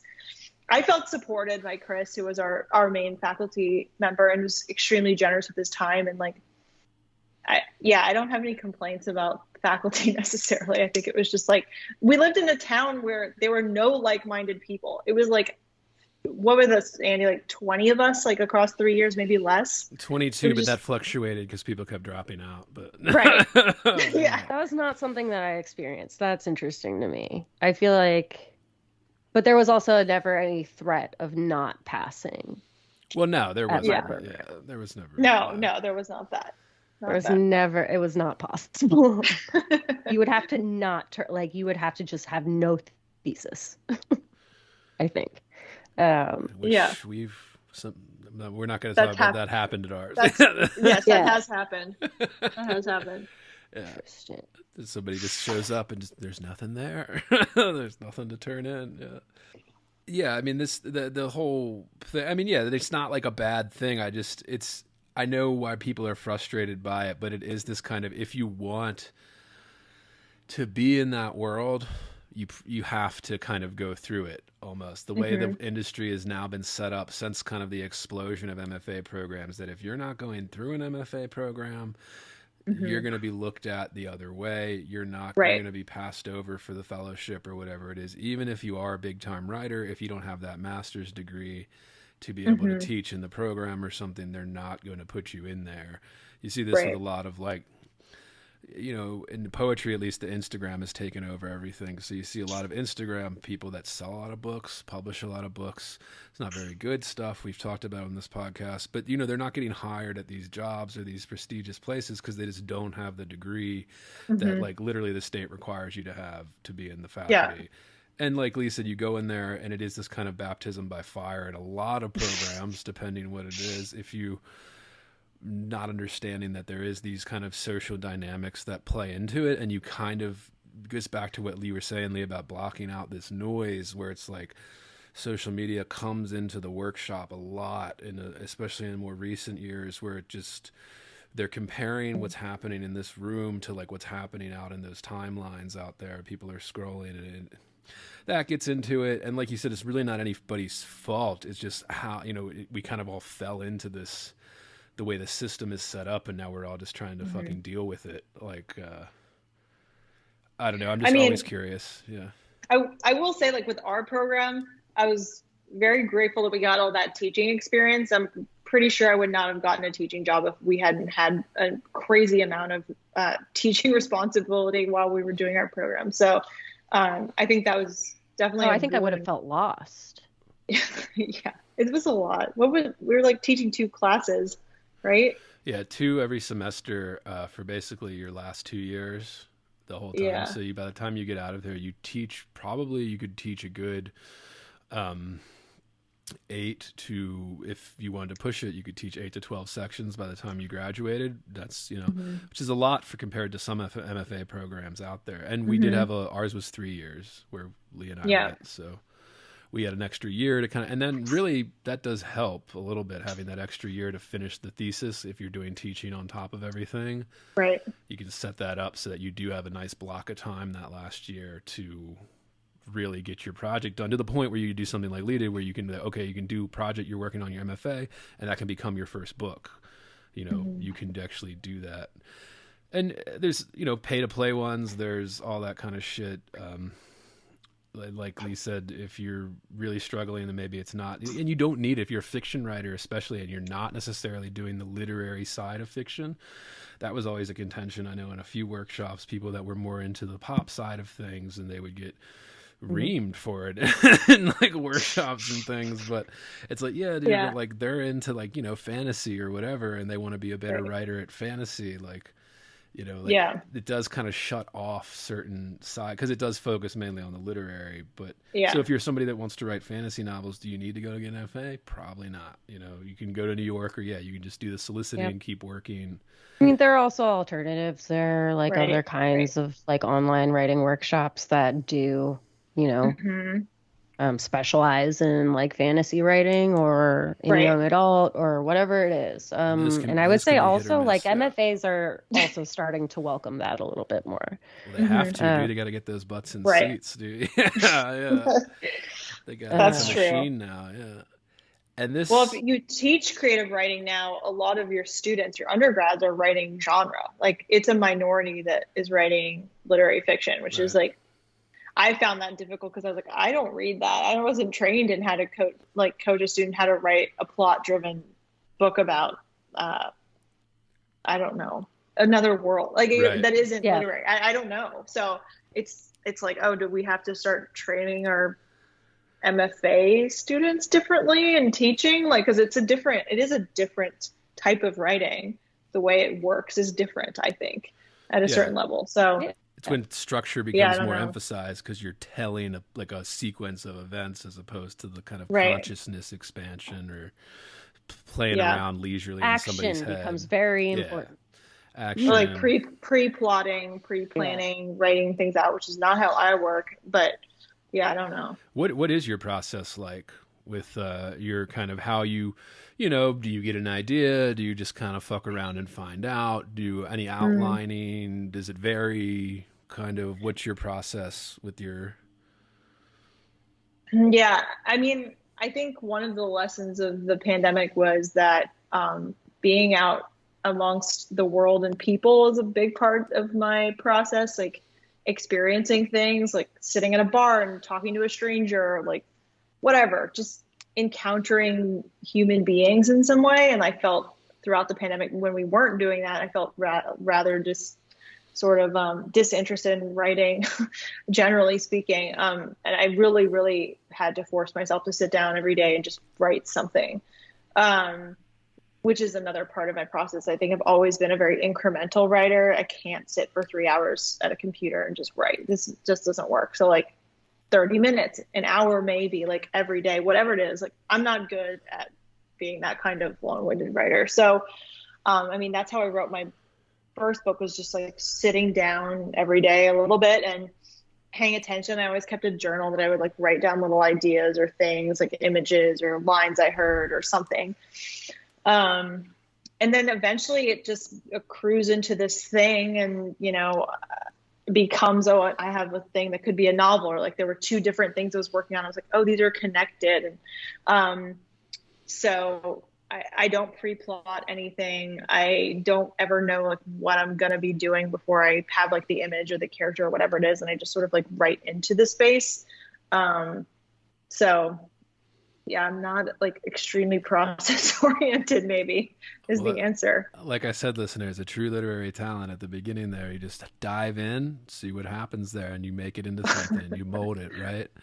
She said, like Lee was saying, no, not necessarily plotting all these points, not necessarily writing towards the last sentence or something, but just having at it and letting the mind kind of work its way out. You write yourself into a corner. Okay, well, now you have to write yourself out. Like kind of, that old school, the Norman Mailer stuff. Well, just have at it, see what fucking happens, right? Like just maybe we're going to go off a cliff here. Who knows? We'll see. We'll throw that one out, start a different, like it's and we talk about this on the podcast a lot, like the kind of sense of discovery where it's like, okay, we're using these preset structures, so language, the phonetic symbols and all that, you know, we all have a good understanding of that.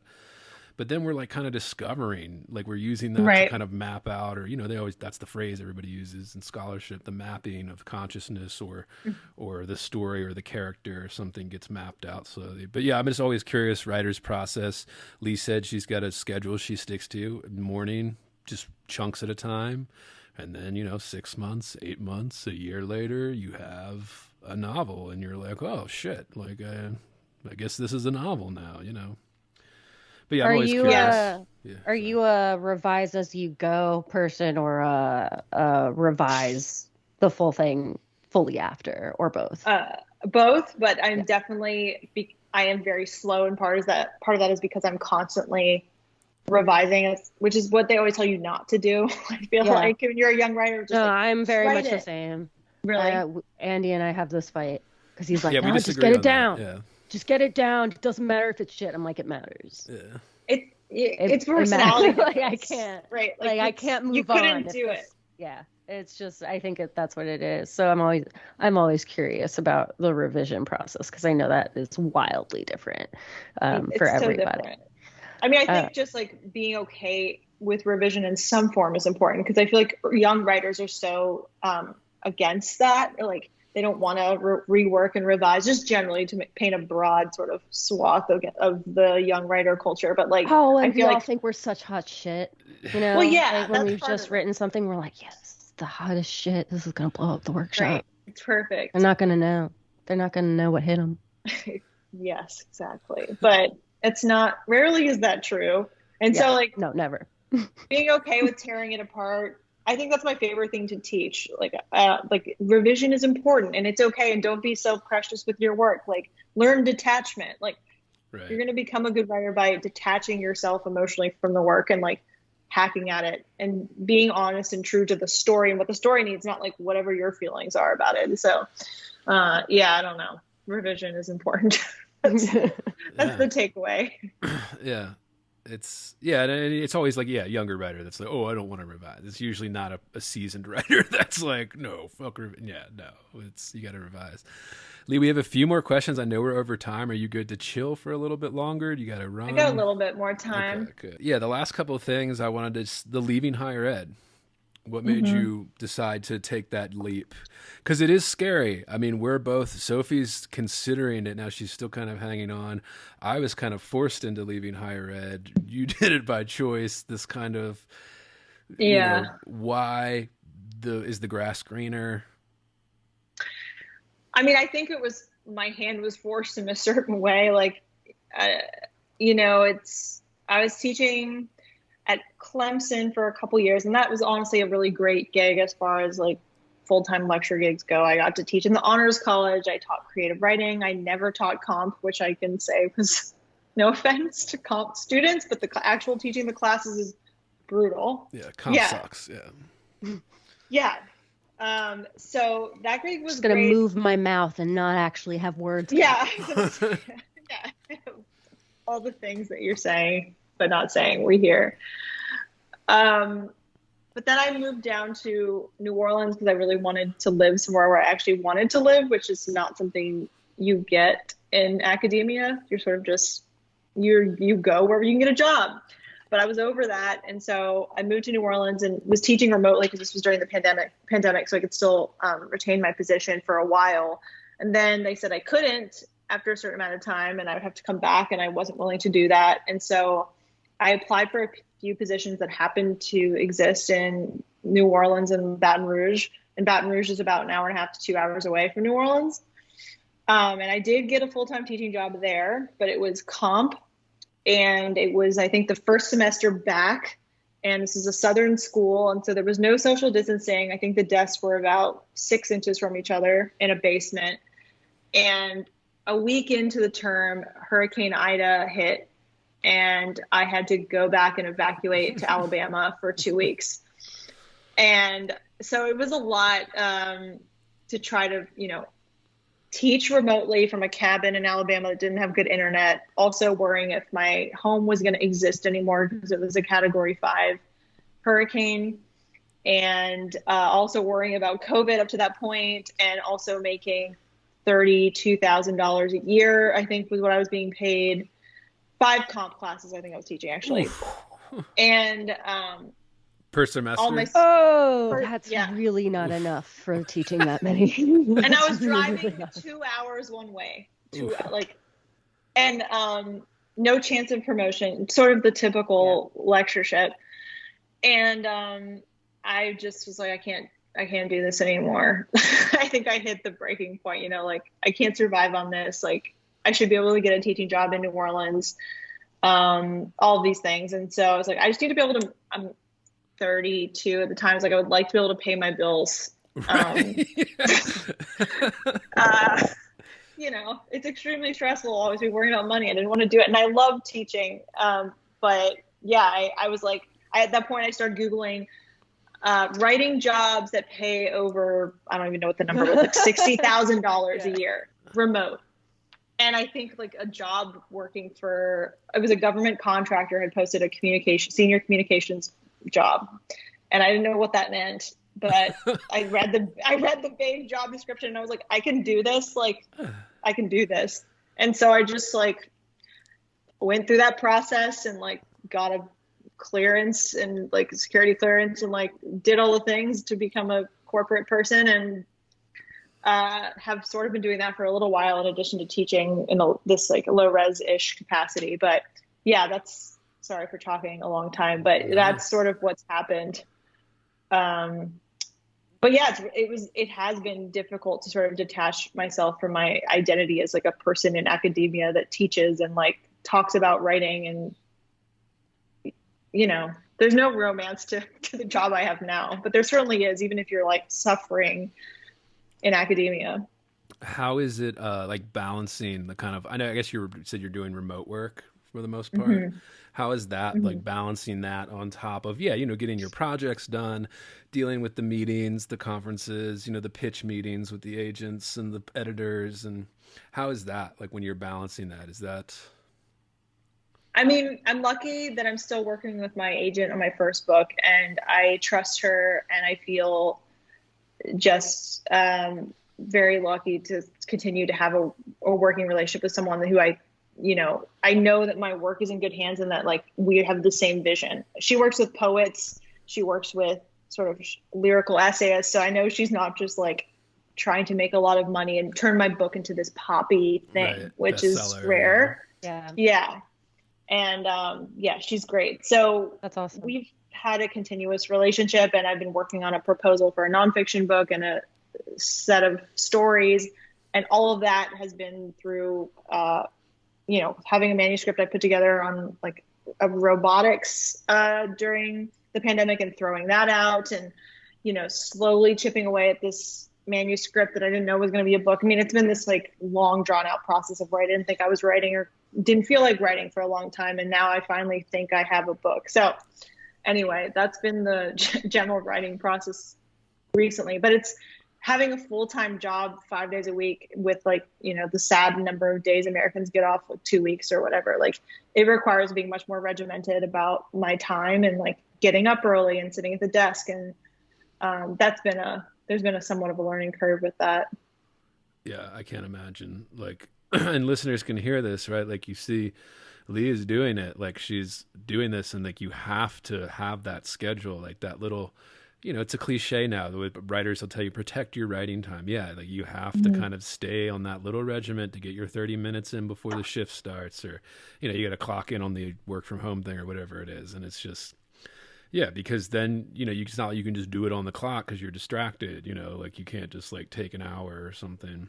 Right. But also I think the thing that I've learned is like, be generous with yourself and understand like it's okay if you don't want to write for 6 months. Like it doesn't mean you're not a writer. And like, sometimes your priority isn't writing, or like if you have a kid, like I remember reading something that Christine Scutt wrote about being a mother for the first time and having to like have 10 minutes or something, or go in a closet to write. Like she used to write, have all this time, and then she had the kid and it was crying, you know, it was like, and I think I'm hyper aware of like how these change in circumstances of your life can like totally alter your relationship to your writing. And like, yes, keep a schedule, but also like there's a pandemic and you just want to like go out and have dinner with someone because you haven't seen this person in 8 months and like you want to live, like fucking go do it, you know, like Right. if you really want to write, you'll come back to it in some way too, you know, like don't force yourself to do That's something also you don't true. want to do. I'm curious now that you mentioned it. Like, did you have like a slump like after that first book where you were kind of struggling to get started on the next one to the next Of project, course. or like, There was a fucking pandemic. yeah, like your life ceased to exist as we know it. Yeah, Well, like, well, I remember some people were talking about, I'm sure you heard this conversation about how like creative they were during the pandemic. And I was like, oh my God, no, that is not what I'm fucking feeling at all. Like, yeah, it's like, yeah, I don't, fuck you, yeah. yeah, I was like, well, good for you guys. Like, yeah, that wasn't my experience. I think like I said, I was like struggling to find anything I really wanted to write about. I did have this project at some point that I was interested in, but as is normal in writing, like the project fizzled. But I think on like a sort of existential level, I was just like, what is the point of working on something when it, you know, the world can shut down in a day, Right. or like I think something like, and then no one reads your book, or like I think at the time right after things shut down, I was thinking about What if we all die? Yeah, well that's true, but I was like, it was just like the planet is just fucking falling apart, and why am I doing this thing with the illusion that there's going to be a lasting document, or like my people are going to know who I am, like, you know, like there's this self-delusion that happens in writing of like, this is a permanent thing I'm creating. And I think I struggled with that, like the production of an item that will be in a bookstore, or like a thing that will be in the Library of Congress, for it's like, but who's actually going to read that if there's no planet, or the, you know, it's like, so I think I just struggled to find meaning in it. Right. Which is hackneyed, but like I was like, why? I'd rather just go for a walk, or like sleep in, or do things that normal people do. I don't know if either of you struggle with that at all, but Oh yeah, I work from home on a very irregular schedule. Mm-hmm. And honestly, it's been really good for me in terms of writing. Mm-hmm. But I mean, yeah, during the pandemic, no, I was not. I mean, I also like was not writing for like 2 years after my MFA. Yeah. I was like, oh my God, I can't. That's normal Mm-hmm. too. I've heard a lot of writers say something like that. MFA takes a lot out I of you. tried. Yeah. I mean, I was writing. Like, I still wrote, not as regularly, and it was like a struggle. But yeah, it does it like there's been some like, Toni Morrison has that essay read about novel depression, like at the end there's like this natural novel, like kind of when you're finished with a project. Stephen King calls it like shedding his skin, like a part of you is off, like you're just get that away from me, like I'm done with it, kind of thing.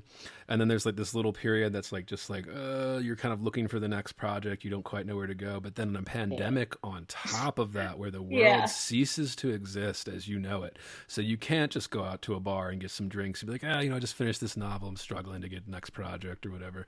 You literally get dwell on it. Like, I'm never gonna write anything again, like, I'm never gonna do, the world's over. In that regard, I would say no, I loved the pandemic for that. I hated going out and seeing people. I loved having an excuse. I loved covering my face. I loved going to the grocery store with my face covered and being like, I don't want you to see me. I don't want to see your ugly face. We don't have to engage. It was stay away from me. Like everything about this was actually really good for me. With the exception of maybe like some sort of hypochondriacal tendencies. But beyond that, you know, I actually really, really liked it. I can say I enjoyed that too, to a certain extent. Yeah. Very recently, I was like, "Oh man, we're done with masks now." Like, sorry. Didn't want to get rid of it. Sophie knows how I feel about that. I won't even say it. But there's okay. So we hit that. That's all normal. Last thing publishing industry we talked about. I was like, what kind of this, we've been dancing around it, the social media aspect. You have to market yourself. There's more DIY stuff than there used to be. You know, you go through all the hoops and stuff like that. Like, I just want your opinion. Like, what do you think the future of this industry is going to look like? Or, you know, it doesn't have to be, you know, whatever. But I just mean, like, you know, where do we go from here? Like, when the books are diminishing in terms of people don't care about them anymore, they don't hold the place that they used to hold in our culture. Is what he's Why write? Why write? Why bother? That Wasn't there an essay written about that? I'm assuming. I'm asking that question assuming that we're all going to keep doing it because we can't help it, right? Like, we love it, but just like, where does this lead? Like, you have to be doing more than just being a writer almost, it feels like, to even have a chance at success, or we want to call it that, or just like having, like you said, like a document that I was here out in the Library of Congress, registered, it's going to be there for as long as civilization exists, kind of thing. And only you need to know. You know? Yes. That's all that matters. I just don't know. Yeah, your thoughts, somebody who's experienced more of the industry than we have, like, where do we see it going? Is there, you know, self-publishing or this print on demand, or is the model going to change to this kind of print on demand, so you don't have to print up, you know, 5,000 copies and then be stuck with them when they don't sell? Or I don't know. I mean, I having worked for an on-demand book publisher, I never saw that take off at a massive scale. So I don't know if that's going to be something bigger than it is now. But I mean, I think there's just, even since I sold my book, I think there's been a lot of tumult in the industry in terms of like how many books are getting bought and how active agents are and how willing they are to read. I think I was talking with a friend now who has a novel out to pitch, and she's just been led on a lot by agents, and I don't think that's like their fault. I just think that there are fewer editors, and all of these publishing houses are merging, and that's certainly not good. There was that great op-ed a few months ago about that, how detrimental that was for writers and the type of writing you would have access to. And I think that's really valid. So I am certainly nervous. I'm not nervous, like I'm worried about myself, but it'll be interesting to see what it's like trying to sell my next book in this climate, which has changed, I think, quite a bit in 2 years. And the walkouts at HarperCollins, I think there's a lot of just like change happening in the industry. I didn't hear that. The walkouts. What is? I'm familiar with that. Do you want to summarize, Sophie? But I'm completely ignorant about this. This happened.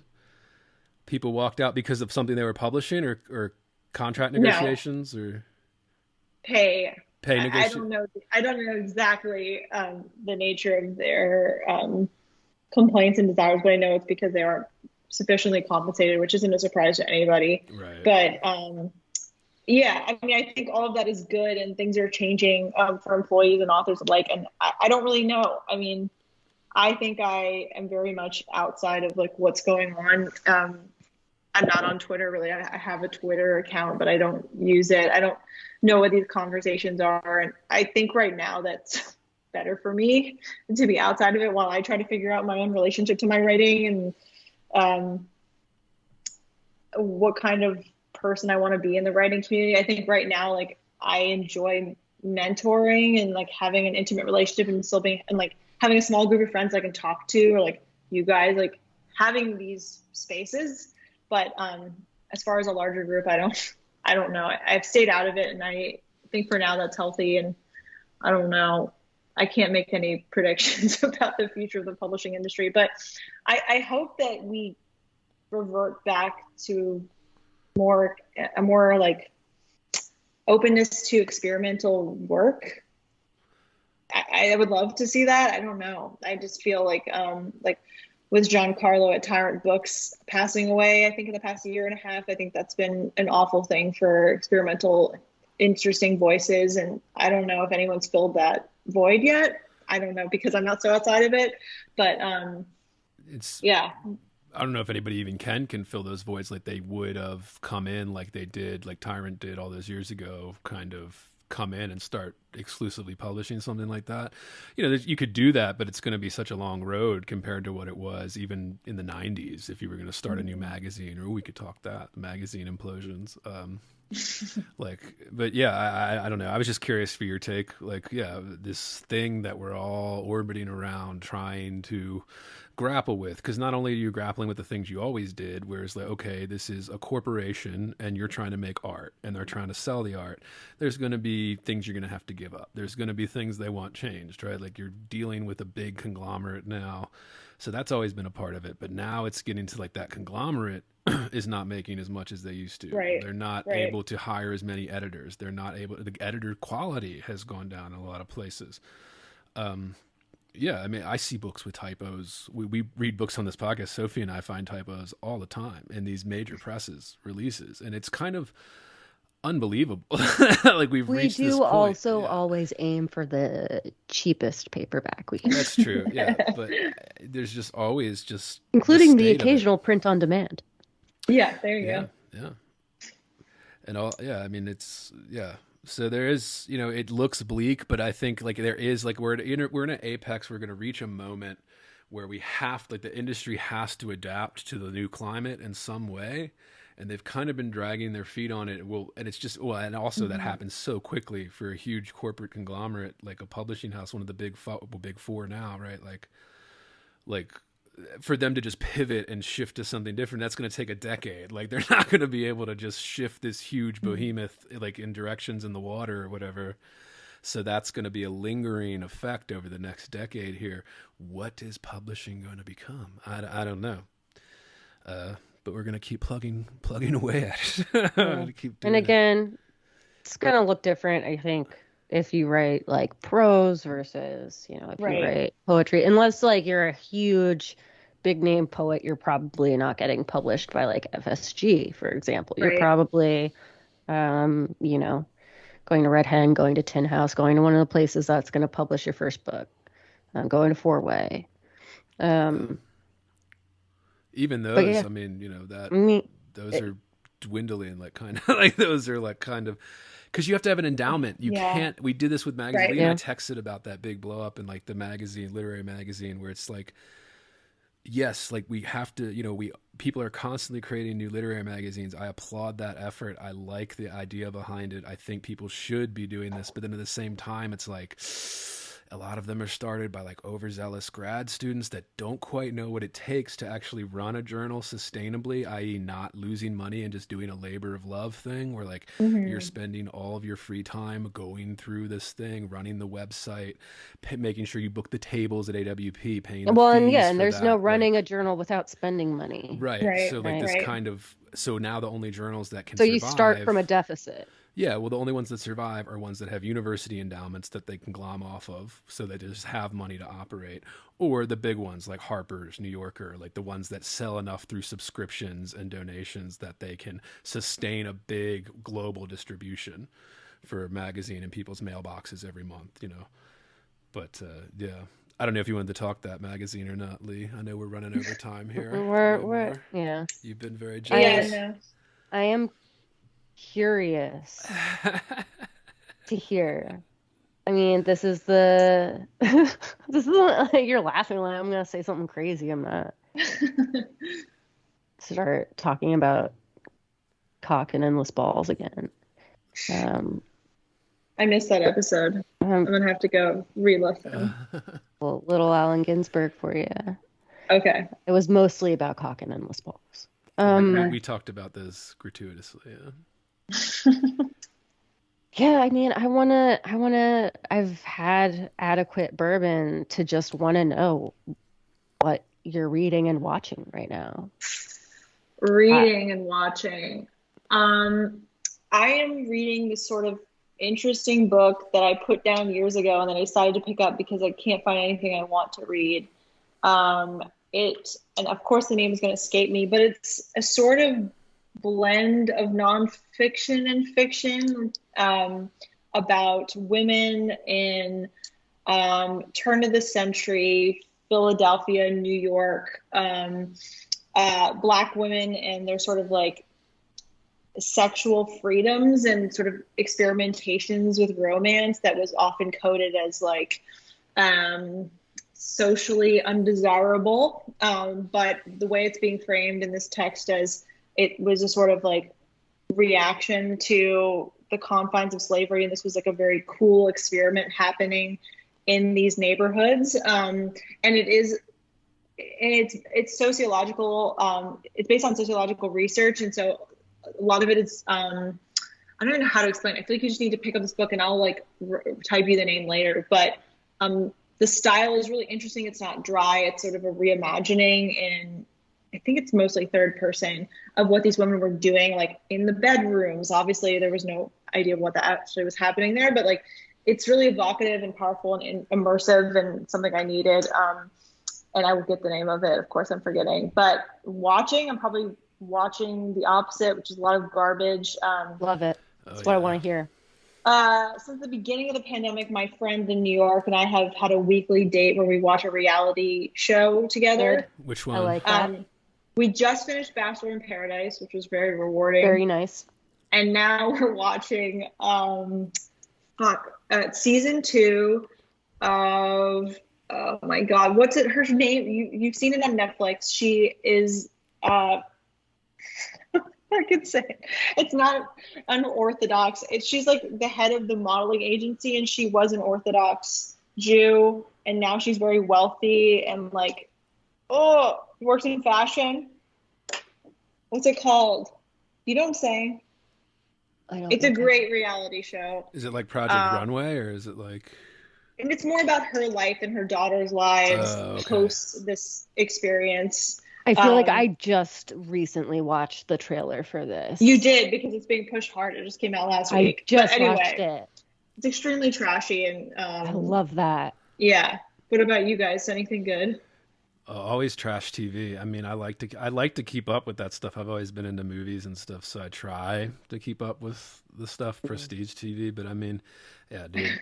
I think for writers especially, I've heard a couple writers say this, where they say like, oh, what are you watching? And they ask them on like podcasts or interviews or something, and they're like, a lot of garbage, trash TV. And they're like, because it's just like a way to shut off the brain for like 2 hours, especially if you're fretting over something, you're stuck on something in your work, just like turning on that reality TV show and just letting the brain melt like a little bit, defrost or whatever it is. And it's essential. Yeah. And you just get this nice little, I just need to see people calling each other bitch and like throwing drinks in their face or whatever. I am thrilled. I'm going to watch, as soon as I'm finished with grading, I'm going to watch the new season of Too Hot to Handle. Oh, yeah. That looks... Because I love the idea of this reality show where the idea is like, you know, the point is always to watch people trying to fuck. And then you take away that they're now not allowed to. And so that's a really fun thing. I'm enjoying that. I just watched all of Wednesday. Was it good? I enjoyed it. I was in a really dark place, so that was a nice single day binge of my life. Okay. This is I'm everything glad I it helped needed. you. It It helped you was through your everything I day. needed. Indian matchmaking did that for me when I first got this toothpaste. That one is a last week. thrill. So yeah, it was. It really was. Oof. What is that? It literally just matchmake couples? Mm-hmm. Yes. Mm-hmm. Damn. Yeah, that's it. I watched the thing. My wife and I, we watched 90 Day Fiance like every week. Oh yeah. Of course. All of the spin-offs, all of it. Yeah. The Pillow I do Talks. too. That's like our weekly. Like we watched that. Keeping the romance alive, Andy. It is nice Yeah. when you're watching as a couple and you can talk about how much better a couple you are than like this couple on there that like signed up to be on reality TV, sold their soul for like 10 grand to be on like a reality show for like 2 weeks. It's like, I guess you can make a lot of money off of it now. All these people become Instagram stars after and start selling ads and stuff on Instagram and On Cameo, make a Cameo living. Cameo, especially the ones that like the ones that are actually coming to America or whatever. So the ones like in Nigeria or whatever, like you can Yes. make way more money than if you weren't on the show, like kind of thing. Yeah, Like yeah, the American it's- dream. Yeah, it's kind of it's gotten so big to the point now where it's like you can kind of tell it's fake. like the Yeah. producer fed storylines and stuff where you're just kind of like, this is fake as shit, right? Like, this isn't a real storyline. Like, am I supposed to believe, like, for the last 2 years their whole fucking storyline is like the same thing that it was in the season they came on? Like, they're trying to have a baby or whatever. Like, yeah, okay. Two You got to years get in. hired as Yeah. their new writers. Yeah, if anybody's looking, yeah, I'm available. If anybody's hiring, listening, yeah, I'm available. I can do it. Get in that. You ever thought about that? Getting into like the film or television side of I don't the know writing? how you would. The people I know who are success in that, they wrote magazine articles that were then sold to film and TV agents. But I mean, I would definitely be open, but I think that might be even harder than selling a novel. Right. Yeah. So Yeah, it definitely is. Yeah.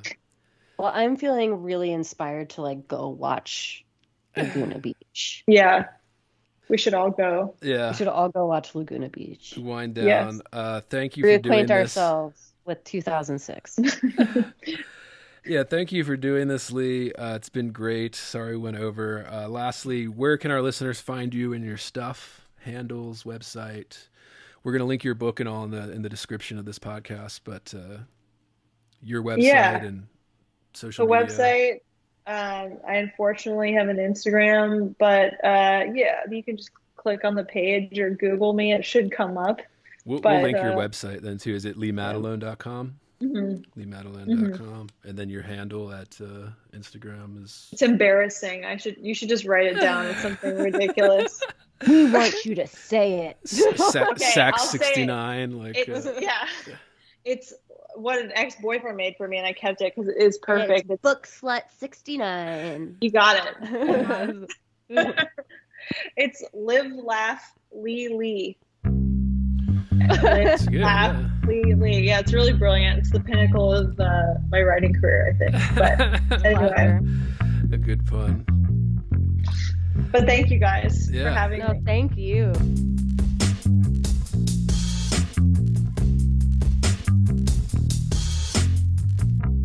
Heavy. bored, Heavy. I am heavy. bored, I may say that the male is entirely hostile. No! You know, Resources. life, friends, is boring. We must not say so.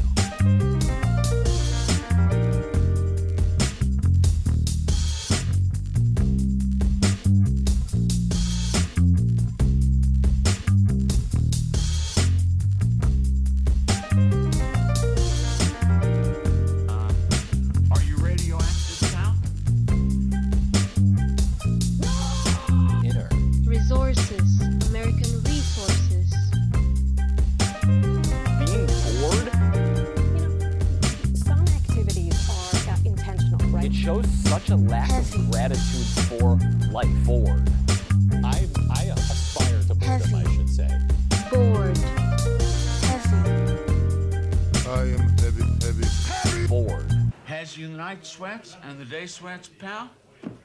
Pal, I do.